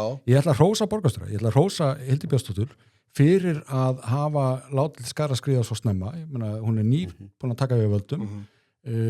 Það er verið að gera hér alls konar hluti. Ég meina, það var fundur hjá umhverfis- og skipulagssviði í gær þar sem að það var plaffa niður þetta furðu skipulag á Suðurlandsbrautinni. Það er verið að setja bílastæðamálun í gang og ljósastýringar á gatnaljósum og svo framvegis. Að það er verið að kýla svolítið á hlutina. Hugsanlega vegna þess að hún veit af reynslunni að það sem hún ekki gerir fyrstu 100 dögunum verður afskaplega erfitt eða setur að minnstu í gang. En það er líka ánægilegt að vita til þess að það sé komin borgarstjóri sem er í vinnunni vegna þess að hún er greinilega mjög aktív, hún hefur ekki fallið þá fristni margra stjórnmálamanna sem eru kosnir að vori að taka sumarfrí og þeir gera það sjálfsögðu vegna þess að þeir eru búin að vera að vanrækja fjölskylduna mánuðum saman og þurfa að gera eitthvað. Það er alveg rök fyrir því og allt það. Já, en það er Hildur kemur kannski ekki með okkur út í löguna. Nei, en það er einhvern málið ég menna hennar stóru skildur og trúnaður eru við kjósendur sem að hún hét ákveðnum hlutum og maður sér ekki annað en að hún ætli sér að efna það. Nei, þetta byrjar vel og eru góð skilaboð en það náttúrulega ábyggilega víða í þessu opinbera kerfi mikil fita sem áskera og þegar verið að tala þessa hluti þá fara mann alltaf að segja heyrðu, býttu það vantar fólk í skólana, það vantar fólk í hjúgrunn, það vantar lögreglumenn og eitthvað svoleiðis En þegar að byrja þeir að skera í skrifstofustörfunum í stjórnsýslunni, þá náttúrulega sést að menn hafa einbeittan vilja til þess að ná fram einhverja hagræðingu, draga úr þessari yfirþyrmandi stjórnsýslu sem hefur í raun og veru þanist út í Reykjavík. Það er ekki bara í Reykjavík, það hefur gerst annars staðar líka, en í tilviki borgarinnar hefur það verið alveg gríðarlega mikil útþensla á þessu sviði og virkilega tími til komin að það sé tekið til hendinni. Ég ætlaði nú eiginlega að nota þetta sem sama hrós og Andrés þegar að ég var að hugsa heimaverkefnin. Já. En ég get komið með annað svo sem hrós á eftir ef þú vilt. Varstu með eitthvað málefni til að ræða út í lögunni? Nei, ekki nýtt, ekki nema bara gæði varana frá Ellingsen. Já, þau hafa alltaf staðið fyrir sínu. Það er náttúrulega Ég verð að fá hrósa á Ellingsen aðeins vegna þess að þeir eru ekki bara með útilegu.co eru líka með hérna, þú veist, út í fatna og krakka og svona mjög fínt stoff hérna sterkar úlpur og svona og bara ég segi þetta því ég á svo mikið af börnum verðið er líka mjög gott Já, sem skiptir máli Já, og þegar maður er með þennan barnaskara sko, það skiptir máli Já, Elín sem tók bara upp hérna það sem mikið var eftir COVID, sko, við erum öll í þessu saman Já, þannig að líka barnafjölskyldur Já, börnin ganga í úlpum hvert að veru Herðu, sko, ég ætla ekki að taka langa tíma í hérna ESB-mál við munum rættu hér mikið og munum ræða mikið við höfum fengið þannig að hérna tökum kannski, skulum ekki taka meira en svona 1,5 tíma í þetta en hérna, ég kíkja hans á hérna, Epic stöðurinn, búlistrákar hann er þarna kominn við sáum hann er bara óbreyttur milli vikna Já, er það ekki? Jú, Við sýndist það nei, ég er 1,6, já, er 2,5 þannig að ég hugsa að menn séu bara á fullu að setja meira kannski á fótbolta þess að dagann heldur en ESB Gæti verið þetta verið störa með óbreytta stöður Já, ég held að ríkisstjórnin þurfi Háð bara líka að fara á að útskýra það fyrir okkur samt, með hvaða hætti umræðan er að fara af stað okkar var heiti því að það var í sumar og svona myndi sko alls engin áhrif á það og þvert á móti og bara gott að þingi var ekki að blanda sér þá umræðu þjóðarinnar ég er að fara í sko mikla og stórfjölskyldu útilegu helgina hlakka mikið til þess að telja hversu oft mér breyttu upp á Evrópssambands aðeins í þeirri útilegu Já, ég það Í hvers konar fjölskyldu erst þú?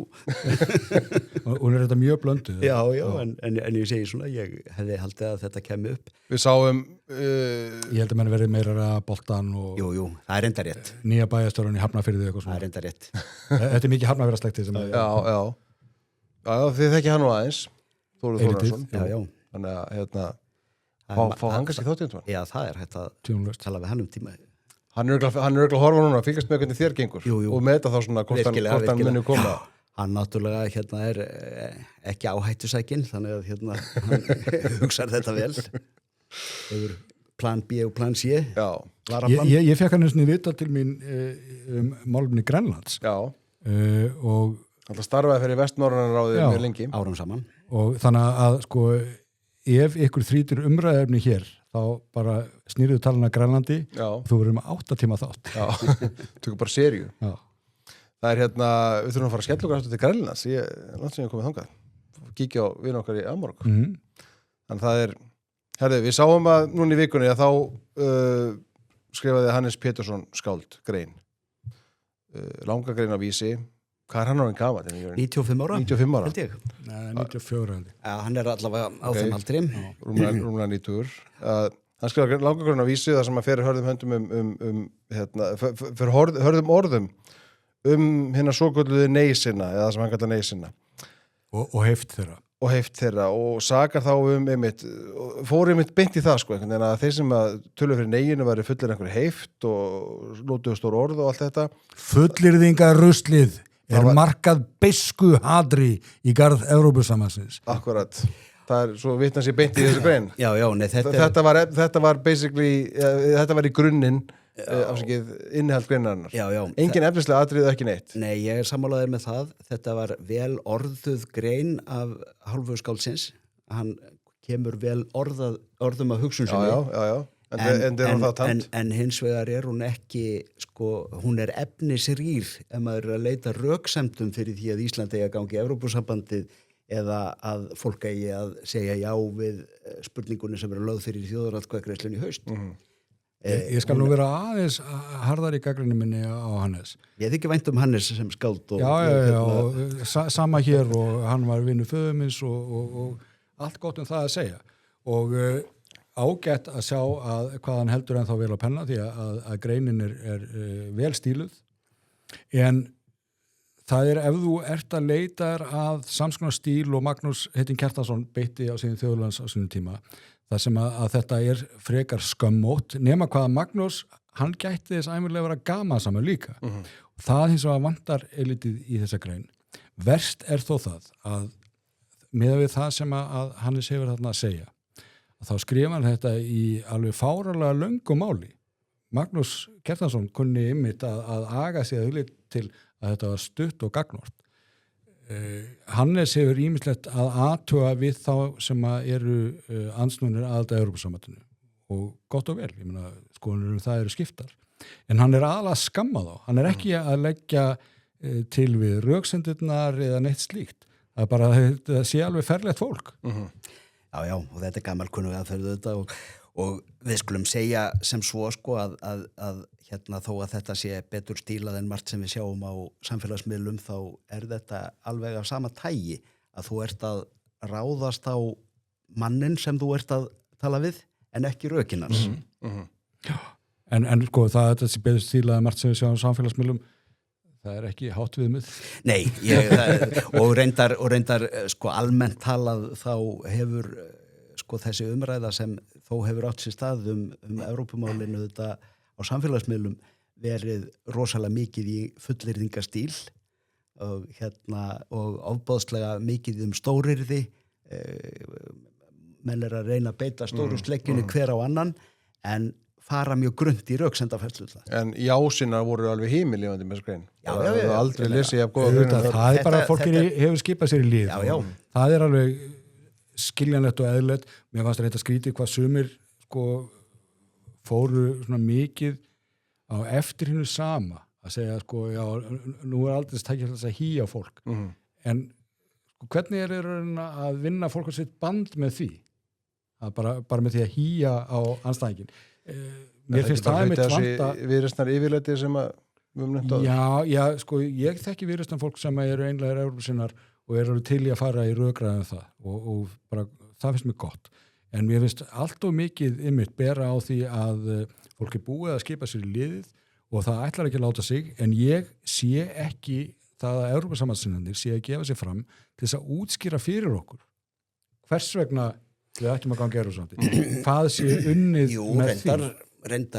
Reyndar þar eru nú sko sölumenn snákaolíunar alveg alltilis á ferðinni í sambandi við vexti og verðlag. Já, sko það er mitt málið. Það hægt að menn slengja fram alveg rosalegum tölum í þeim efnum sko, sem standast ekki. Enginn getur fundið stað fyrir í veruleikanum sko. Nei, en hins vegar getur við þakka fyrir að það eru duglegir menn eins og Conor Guðnason sem hafa verið með þetta að taka það fyrir afruglaðum ræðuna því og fara hans yfir það og setja í eitthvað eðlilegt samhengi og þá hafa menn eitthvað að rífast, maður getur ósammála honum eða hverjum sem öðrum en þegar menn setja rök sem skipulega fram þá hægt að rökraða það en þegar að röksinna snúast það að þetta sé allt saman skítapakk sem að ósammála mér þú getur ekkert ómikið rökrætt en sko til þess að gæta jafnvægis í umræðinni að þá auðvitað falla stuðningsmenn eða andstæðingar Evrópusambandsins báðir hópar falla í þessa grefju að fara í stórirði, fara í mannin og ég hef mitt klóra mér í kollinum út af því sko hvort að ýmsir sem í grunninn eru mér sammála í þessu máli telja að það sé þeirra málstað endilega til framdráttar að skrifa sem ljótust orð velja einhverjum sem eru ósammálaðum sem ljótust orð eða koma með sem svigurlegastar sko yfirlýsingar illt innrætið þeirra eða eitthvað þess áttar sko. Landráð og fleira. Já, ég meina, þú veist það sko, þeir sem halda uppi málflutningi af þessu tagi, þeir eru þetta bara gera sig ótrúverður. Þetta óttast ég eilítið sko, eða einhverju leitið með sko, arfleif hrunsins, þar sem að menn urðu svona ægilega reiðir ymmit þegar að félagsmiðlar voru að leiða sér rúms og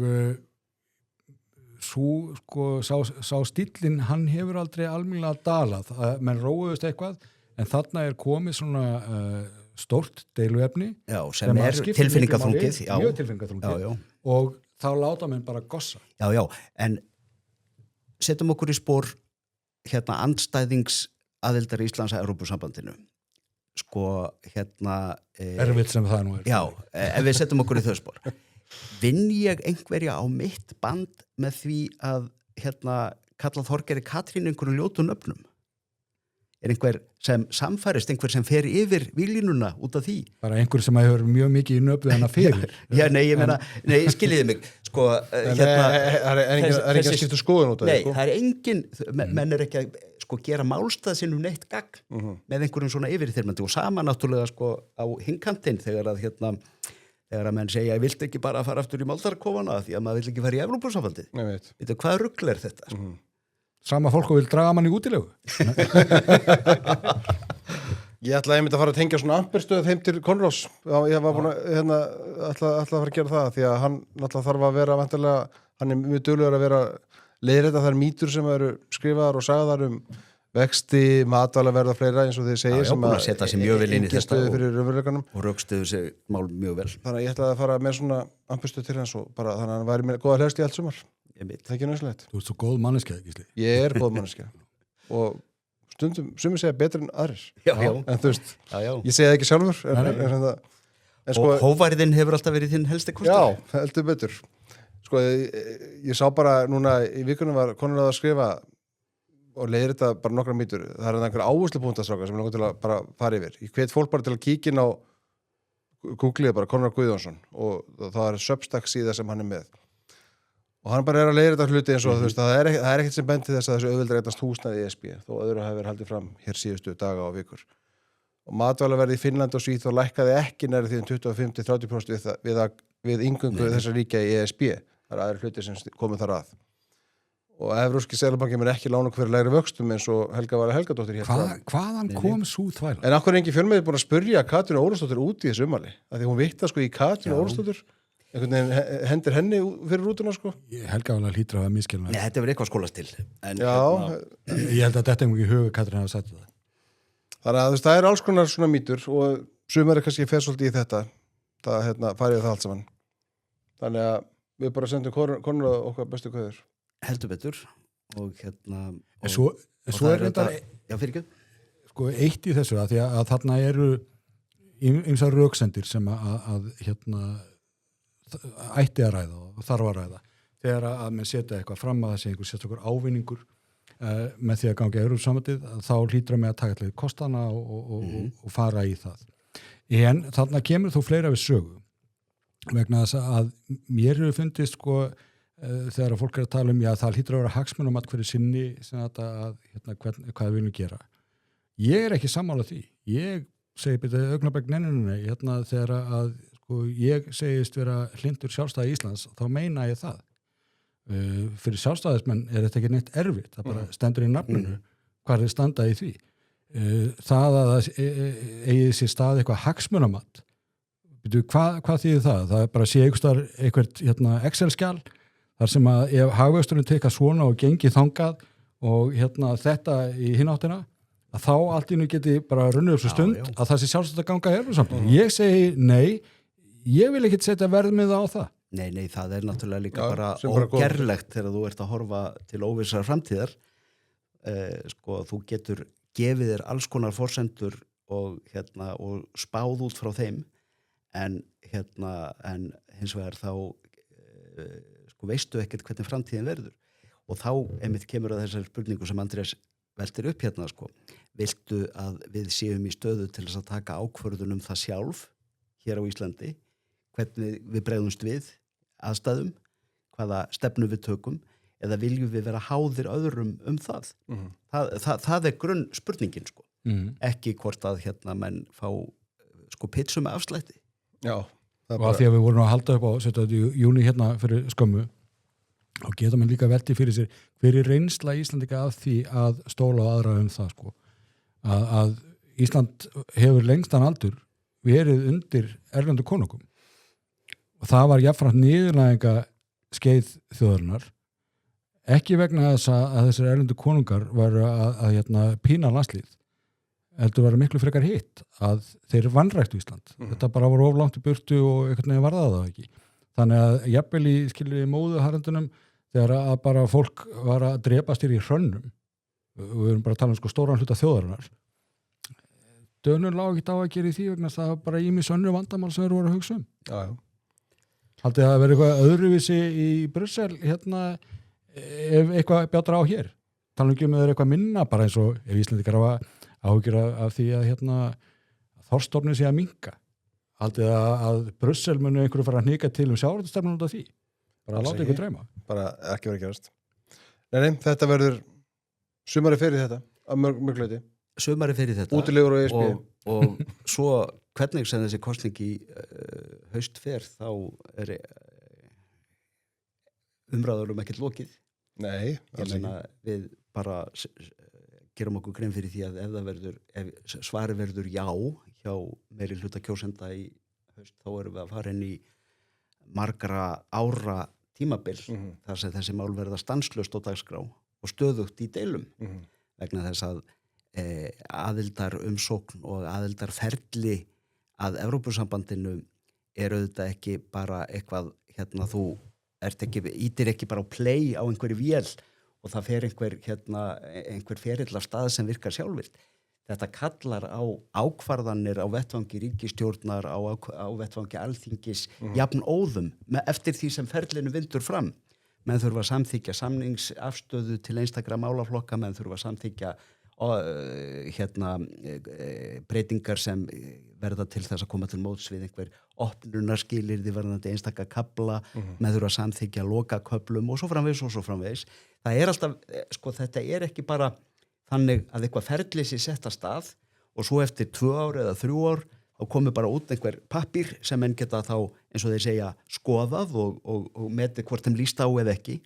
Þetta er ferli sem gerist í þrepum, skrefum og pólitíkin, stjórnmálin, munu auðvitað snúast þetta þá næstu árin. Sýlið skemmt að dreyma. Já, nei, ég meina að þetta verður náttúrulega mikið hráefni fyrir stjórnmálaskýrendur og stjórnmálaspekulanta. Takk ég þetta við ykkur helgina. Já, þakka þér. Þetta er rétt að byrja. Ég var að skella okkur aðeins á, við vorum á Hótel Akureyri daginn. Ó, já. Og við höfum verið með, við höfum að hvetja fólk til að fara þangað á þetta frábæra hótel sem þar er og taka með sér góða bók eða fara upp að herbyggja og horfa á bíómynd. Voruð þið búin að finna einhverja bók eða bíómynd til að mæla með fyrir hlustundur og áhorfundur þjóðmála? Já, ég var búin að því. Já. Viltu ég segja eitthvað? Viltu delaði með okkur? Ætlar að vera í þessu fallega gestumundugur á Hótel Akureyri, ætlar að fara upp að herbyggja og horfa á bíómynd? Já, eitt útlokar ekki annað, maður getur byrjað þarna og fara svo upp, en ég fann á Netflix mynd sem að er frá Taiwan, heitir Left Handed Girl og hún er eftir leikstjóra sem ég kann ekki að bera fram nafnið á, en ég er ekki vissum að myndin sé á íslenska Netflix, þannig að maður vilja kannski nota VPN til þess að fara eftir henni, en þetta er mynd sem að komir mjög skemmtilega óvart. Þetta er nú ekki típisk mynd fyrir minn smekk, snýst einstæða móður sem er að koma með 2 dætur sinnar, þær er að flytja til Taipei eftir að hjónabandi hefur eitthvað farið í vaskinn og hún fer að vinna á núðlu bar móður sinnar og stelpurnar eru að finna sig misvel og yngri telpan að hún er örfend, hún er the left handed girl og þráttir að í Taipei og í Taiwan sé töluvert jafnrétti þá er það samt sem að þannig að það er mikið feðraveldi menningarlegt og svolítið forneskja og hún lendir í því sem þetta að henni er sagt eftir að hún flyttur í bæinn til sinnar fjölskyldu að nei, örfend, hér er engin örfendur, vinstri höndin er einungis notuð í verk djöfulsins og svo snýst myndin svolítið það og hún er að finna út hvað hann geti þá notað vinstri höndin í og þetta er að mörguleiti söguþráðurinn, hann er ekki neitt sérstaklega uppörvandi en það skrýtna og galdra við myndina er að myndin er uppörvandi samt sem áður, að þó þetta sé allt frekar banalt og lífið getur verið erfitt og svona, og samt sem áður einhver kátina og maður er að sjá þarna á Taiwan Kína sem að maður er ekki vanur að sjá, við erum vöna að horfa Kína frá meginlandinu sem að stemningin er töluvert öðruvísi og svo er líka annað sem að kom mér mjög skemmtilega óvart í lokumyndarinnar og þetta veit ég að mér gleði þykisli sérstaklega, sem er það að öll bíómyndin að hún er tekin á iPhone. Já. Og það var gert sem sé vegna þess að þeir ætluðu nú fyrst að nota held ég bara venjulega myndavélar en af því að myndin svo miklu liti tekin upp á raunverulegum stöðum inn á markastorkum og svo framvegis að þá fórir þessa leið til þess að bara sko, fólki í kring var ekki að setja sig í stellingar og hið furðulega það að þú veist, kannski eftirvinnslan hafi breytt miklu eða eitthvað en mig grunaði þetta ekki bara finna maður sá í lókmyndunar sko. Já, tekinu upp á síma þannig að og það nú eitthvað sem ég held að líka sko bara gaman að hafa hugfast með þessi snjalltæki hvaðan sem við höfum þau hvað þau hafa breytt miklu og gervigreindin náttúrulega er að breyta miklu til viðbótar en við bara sjáum það hvaða eru sko margir margt ungt fólk sem hefur getað farið út í að pröfa sig áfram í kvikmyndagerð, í tónlist og svo framvegis sem að ég man bara þegar að ég var unglingur á ofurri 18. öld að bara var ekkert að færi hver sem var þetta var allt svo dýrt og erfitt og svo framvegis tæknilega, þetta var gríðarlega dýrt og tæknilega erfitt en þarna, sko, ég held að þetta hafi frelsað huga margra því að það er vinsælt að tala illa snjalltæki og svona, sko ég held að það hafi gert alveg feikilega mikið fyrir ótrúlega marga og muni, sko, við munum græða mikið á því Þetta er betur, það er bara rétt Ég toppa þetta náttúrulega ekkert, sko eina bíómyndin sem ég hef hort á síðkastið er Scarface sem ég var að sjá eftir langt hlé en var að sýna einhverju ungveið í fjölskyldunni ótrúlega góð en hún er kannski ekki uppurandi en athyglisverð góð mynd en ég er nú svo var nú kannski þegar ég var að hugsa þetta svona dálítið fastur í málefnunum þannig að bókin sem ég hugsaði og fór að fletti í var Stjórnspeki Snorra Sturlusonar eftir Sigur Líndal sem kom út á bók í haust en ritgerðin sem Sigurður skrifaði var gefin út 2007 og ástæðan fyrir að ég fór að leiða hugana þessu voru einmitt skrif Hannesar Péturssonar eins og sjá má svo á stuttri og skýrri grein Hannesar Hólmsteins í Morgunblaðinu fyrri greinans nei en orðsendingunni sem hann sendi inn í reyndar mjög góð svargrein hjá Hannesi en ég fór einmitt að glugga í þetta af þessu tilefni meðal annars til þess Hannes Pétursson var náttúrulega að gefa til kynna Einar Þveræðingur þegar segja Snorri hafi verið eitthvað að grínast nei, þetta var ég var einmitt að skoða þessa tilvitnanir og fór að rifja upp aðra kafla í þessari bók líka sem og þessi texti Sigurðar er geysilega fróðlegur og skemmtilegur sko, þannig að það er óhætt að mæla því Já, þessi bók kom út í fyrra og var ákom út í fyrra var haldin hér stórum mikill fundur í húsi Vigdísar, ég maður rétt Jú, eða var það Jeddu Já, ég man ekki á hvort staðan var. Þannig að hann fór á fundin. Já, það var ágætur fundur Tom Palmer kom hérna til lands og bókin sko vel þess verði, hún er náttúrulega vel skrifuð eins og það sem frá Sigurði kom. Og mjög áhugaverður vinkill sem snýr einmitt að því hvernig stjórnskipunar hugmyndir Snorra birtast bæði í Heimskringlu og öðru því sem hann skrifaði. Stundum með því sem hann lagði öðrum orð sem hann leggur öðrum í munn en stundum líka bara með þræðinum eins og menn telja að lesa megi út úr mörgu bæði Heimskringlu og Egilssögu svona varfærni eða andúð á sterku konungsvaldi og þess áttar og áherslu á það að einstaklingurinn hafi sinn rétt og sína stöðu og eigi ekki að vera háður öðru valdi heldur en því sem hann samþykkir sjálfur. Akkurat. Mjög gott. Eða endur þetta á hraðaspurningum. Ég fór á Kringlukonna og sagði að Birgir Ármannsson var að koma og með voru mjög spenntir. Ok. Og menn sögðu það sama og þú sagði uppi Róksis rífur Birgir þörtana. Þannig að gestin þeirra á Kringlukonna þeir vildu endilega fá að koma í spurninga. Varstu með hrós? Er ég að gleyma hrósunni? Já, ég tók undir með honum með hrósið til þeirra Hildar og félaga í borginni. Ok. Herru, þá skulum við Andrés, bara það voru Þeir voru allir spenntir að Biggi var að koma en spurningarna til mín. Já, ég sjálfsögðu. Okay. sko, það er eiginlega allar spurningar til Birgis. Já, við skulum bara tala um mig. Þannig að það var endur ein spurning sem snýra þér og kannski byrja á henni. Endilega. Fylgis Anders með HM? Nei. Nei. Ég svaraði eiginlega, ég sagði ég held ekki. Fylgist þú með HM? Ekki ennþá. Nei. Ég mun sjálfsagt gera það þegar kemur nær úrslitum. Já. En þetta eru allt og marga þjóðir fyrir mér núna. Ég meina, ég held bara með KR. Það er bara þannig. Já, ég er nú á sama stað með Okay. það. Herðu, það var einn gestur á Kringlukossu sem spurði, er það rétt að Birgir hafi verið viðstættur fyrstu ólöglegu útasendinguna? Næstu því, Já. það er næstu því rétt að ég var ungum maður í Heimdalli þegar að frjálst útvarp var sett á stofn í BSRB-verkfallinu 1984 og einhvern fyrstu daginn, ég man nú ekki hvort ég var þarna fyrsta daginn eða hvernig það var en allavega þá var ég tók ég að mér svona ýmis skrítin hlutverk í þessu sambandi eins og að lesa veðurfréttir og eitthvað svona. Já, þú tókst þátt í þessu? Já, ég var svona lauslega, ég var svona ytri hringnum, getur við sagt. Já.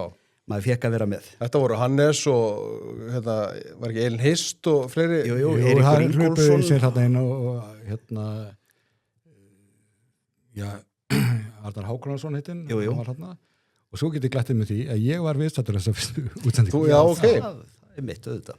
Og hvað hlutverki gætið þú þetta? Ég var þá unglingur í mennskólanum en ég var jafnframt, hafði annars dagskrákjara á Rás 2. Já, ok. Þannig að við hlupum þarna inn með einhvers líka þætti. En hversu... Með þeirri afleiðingu að við sættum að atvinnuafsóknum að hálfu ríkisútvarpsins á eftir. Já.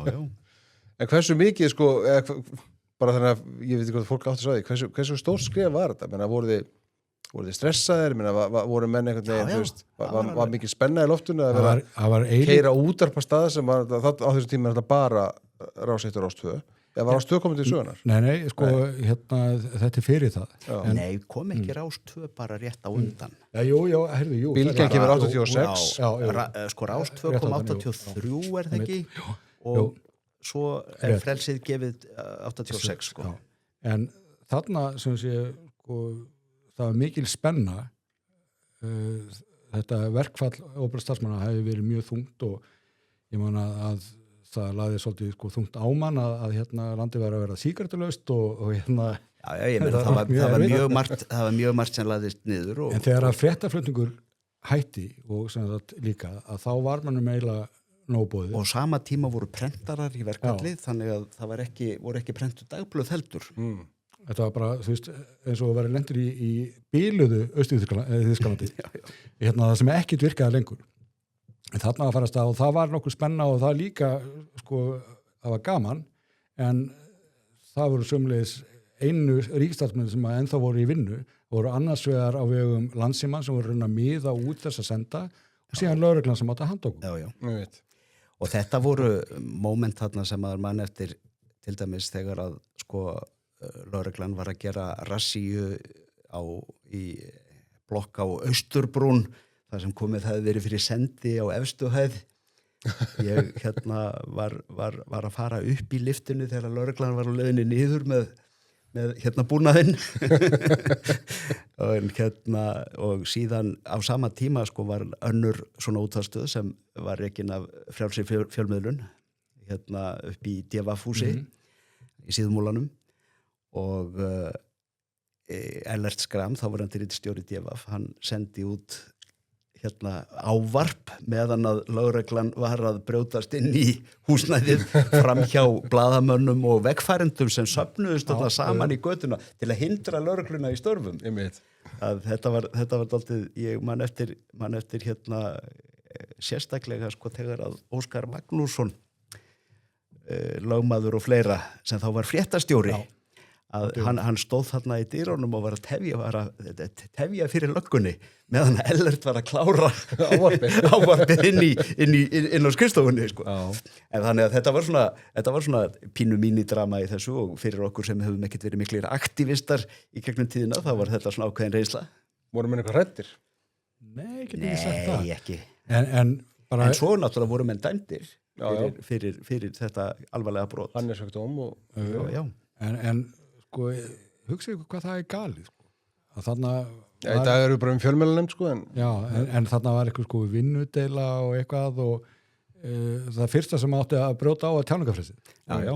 Og þóttu bara alveg sjálfsagt og Hæstiréttur bara hélt áfram að dæmdi samkvæmt því og allir hessi sko. Þetta var mjög skrítið og kannski, ég meina, sömu hefur nú farið fram í okkar þjóðfélagi, þannig að hérna maður verður að segja sko að hugarfarið er nú svolítið annað, þó að það sé ennþá svolítið ríkt að hið alltumlíkjandi ríkisvald þurfi að hafa vitt fyrir okkur. Ég er bara eins og það að hérna, þetta hlaðvarp skuli vera sko leyfiskylt samkvæmt ákvörðun fjölmiðlanefndar eða hvað hann heitir og loksins núna sem að sko að hrinda því sem til hvernig það gengur en náttúrulega alveg furðulegt að bara hérna á þessari nýju öld að þá hafir sko hlaðvarplansin sem eru vaxtabrotur nýra fjölmiðlunar og tjáningafrelsis að ríkisvaldi hafi talið sér sko hentuðast og sæmst að setjast á það. Það er ótrúlega sko. Já, það er bara gamli stjórnlindis hugsunarhátturinn. Þetta áttu að heita hraðaspurningar. Þetta gengur svona vel. Já, bara við andósmennir, við bara erum brálega. Við svörum bara já og nei eftir þetta. Já. Það var eitt sem spurði, er Birgir búin að lesa nýju stjórnarskrána innan gæslappa? Já. Og vitum við öllu hvað finnst hana. Birgir, þú varst 20 ára á þingi. 21 ára, ekki? Jú, rétt. Hefur þú sjálfur tölaði í hversu mörgur nefndu þú sast? Nei. Hvað heldur þú? Það er... Ef við tölum sérnefndir og ákveðnefndir með. Þú veist, nei, þetta er ekkert yfir þyrmandi fjöldi, sko. Því að maður satt nú oft árum saman í sömu nefndunum, sko. Þannig að þetta er svona eitthvað 15-20, eitthvað svoleið, sko. Okay. En sumar að þessu nefndum skiptum nöfn á þessu tímabili, sumar jafnvel 2-3 því að þú fannst þær alltaf aftur. Menn vildu vera nútímalegir. Hvað heldur þú að hafa gent formennsku í mörgum nefndum? Svona 2-3. Allsherjarnefnd, utanríkisnefnd og svo einhverjum sérnefndum stjórnarskrámál. Já. Sko réttasvarið 20 nefndir. Ok, þú taldir. Og hérna 14 nefndir án alþjóðarnefndana. Já. Og formennsku í 8. 5 án alþjóðarnefnda. Ok. Þannig að fennir yfir þetta. Þannig að þetta er hérna ég manni nú ekki hvort að forsætisnefnd sé eða fórst í Alþingis er eitthvað formað forsætisnefnd? Nei, það er aldrei talað með þeim hætti sko. Hvað fórst þið skemmtilegast að þessu? Þetta var mjög margt skemmtilegt sko. Það er umöld svar sko. Já, ég veit það, en ég meina það bara, ég hafði gaman að því að vera formaður þingflokks og ég hafði gaman að því að vera forseti þingsins, ég hafði líka gaman að því að vera óbreyttur þingmaður í stjórnarandstöðu. Já, pöngast aðeins. Já, ég meina, mér fannst það í raun og veru hérna sérstaklega til að byrja með. Ég var náttúrulega í stjórnarandstöðu í 4 ár og ég myndi segja að ég hafi haft gaman að því svona allavega fyrstu 2 árin. Svo var þetta orðið svolítið stagl. Já. Ef ekki að segja það. Já, ég held á það. Já. En það var alltaf eitthvað, hérna, þú veist, maður vaknaði hress á hverju mótni og hafði einhver skemmtileg viðfangsefni að fást við, sko. Það er ekki það. Ef þú mætti breyta þingskapalögum, hvað var í fyrsta dagskrá? Ég er búin að vera í svo mörgum nefndum breytingar á þingsköpum að ég er alveg ruglaður í þessu en hérna flestar breytingar hafa mér þótt vera til hins verra. Að ég er mjög íhaldsamur í þessum öfnum. En auðvitað þyrfti með einhverjum hætti. Þú ert alveg þingsköpunu, allar breytingar verður þar, ekki lífinu sjálfu. Nei, bara í hérna. Ekki almennt bara. Nei, já, svona, það er tæliðar á því. En ég segi sko, hérna, það auðvitað, sko, er ákveðið vandamál í þinginu hvaða er auðvelt fyrir stjórnarandstöðu að fara í málþóf. Og það er mikið notað og það er ekki bara í fyrra vor sem það var notað sko. Þetta kom upp á hverju einasta ári og það þyrfti aðeins að slípa það til þannig að hérna það væri auðveldara að skipuleggja umræður þannig að þetta yrði svona markvissara og ég hugsa nú oft það sko miðað við ganginn hjá okkur í þinginu Alþingi Íslendinga þá fylgdist ég svolítið með því þegar að til dæmis Boris Johnson og hans ríkisstjórn var að koma í gegn ýmsum frumvörpum til þess að þetta hrinda eða fullkomna Brexitið að það var bara algengt með þessi risastóru mál miklu hagsmunamál að umræðan í þinginu hófst kannski upp úr hádegi og stóð fram eftir kvöldi atkvæðagreiðsla fyrir miðnætti. En það voru manifestamál. Jú, reyndar. Það var búið að ræða þau út við kjósendur. Alveg rétt.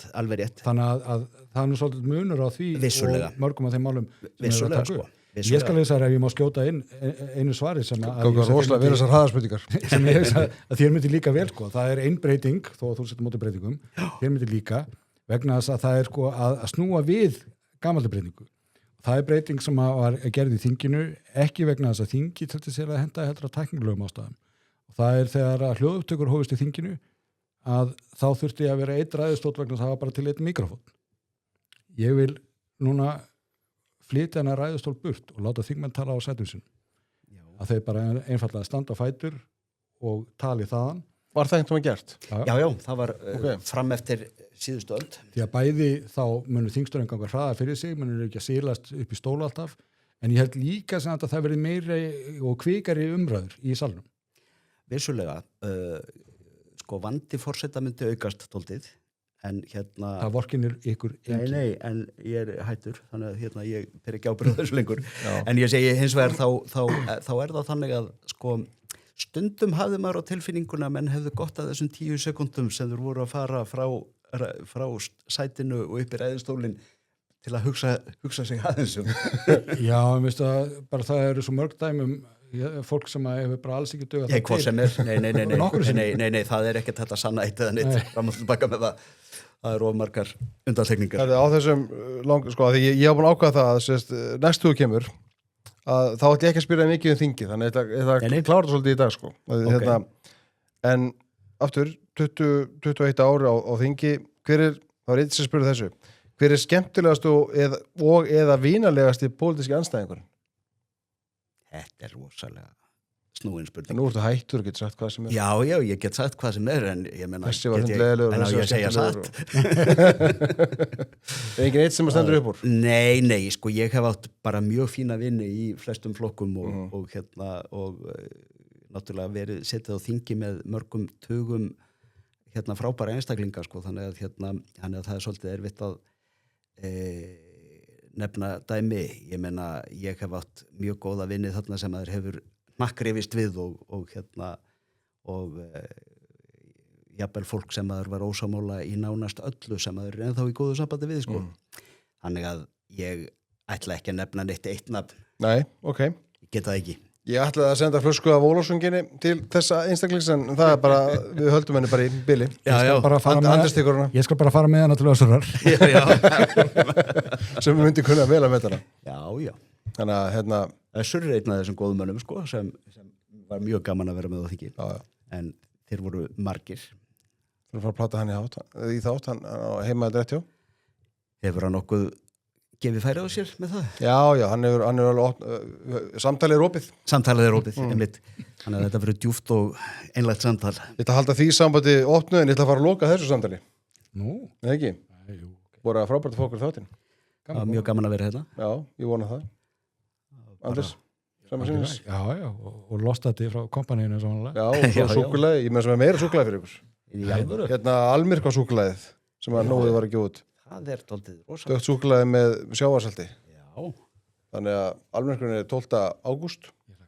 Þetta minnir mig á það að dóttir mín lét mig taka svona bragðpröfur í gær af einhverju svona Nóa súkkulaði, einhverju nýjum plötum sem var kendar við Hjörvar Hafliða og herran Heitusmjör og hana Diego, Sólveig Diego. Já, hvað fannst þér best að þessu?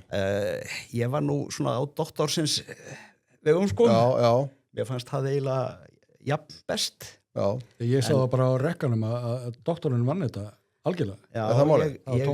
Mér fannst kannski hitt bragðið, það var allt saman ágætt, en sko, ef maður ætlaði að borða eitthvað magn, þá myndi maður fara í doktorinn. Og að því að ég hef búið mikið fyrir magn frekar en gæði, þá Nei, ég segi svona, það vandist best. Já, við förum ekki að segja hana frá þessu, hann er ekki gott að fyrir sín eigin hérkoma. Nei, það er rétt. En ok, Sakar, Birgir, Andrés, takk fyrir komuna. Takk. Þið sem hlustuðu þessum hólið, góða helgi. Takk.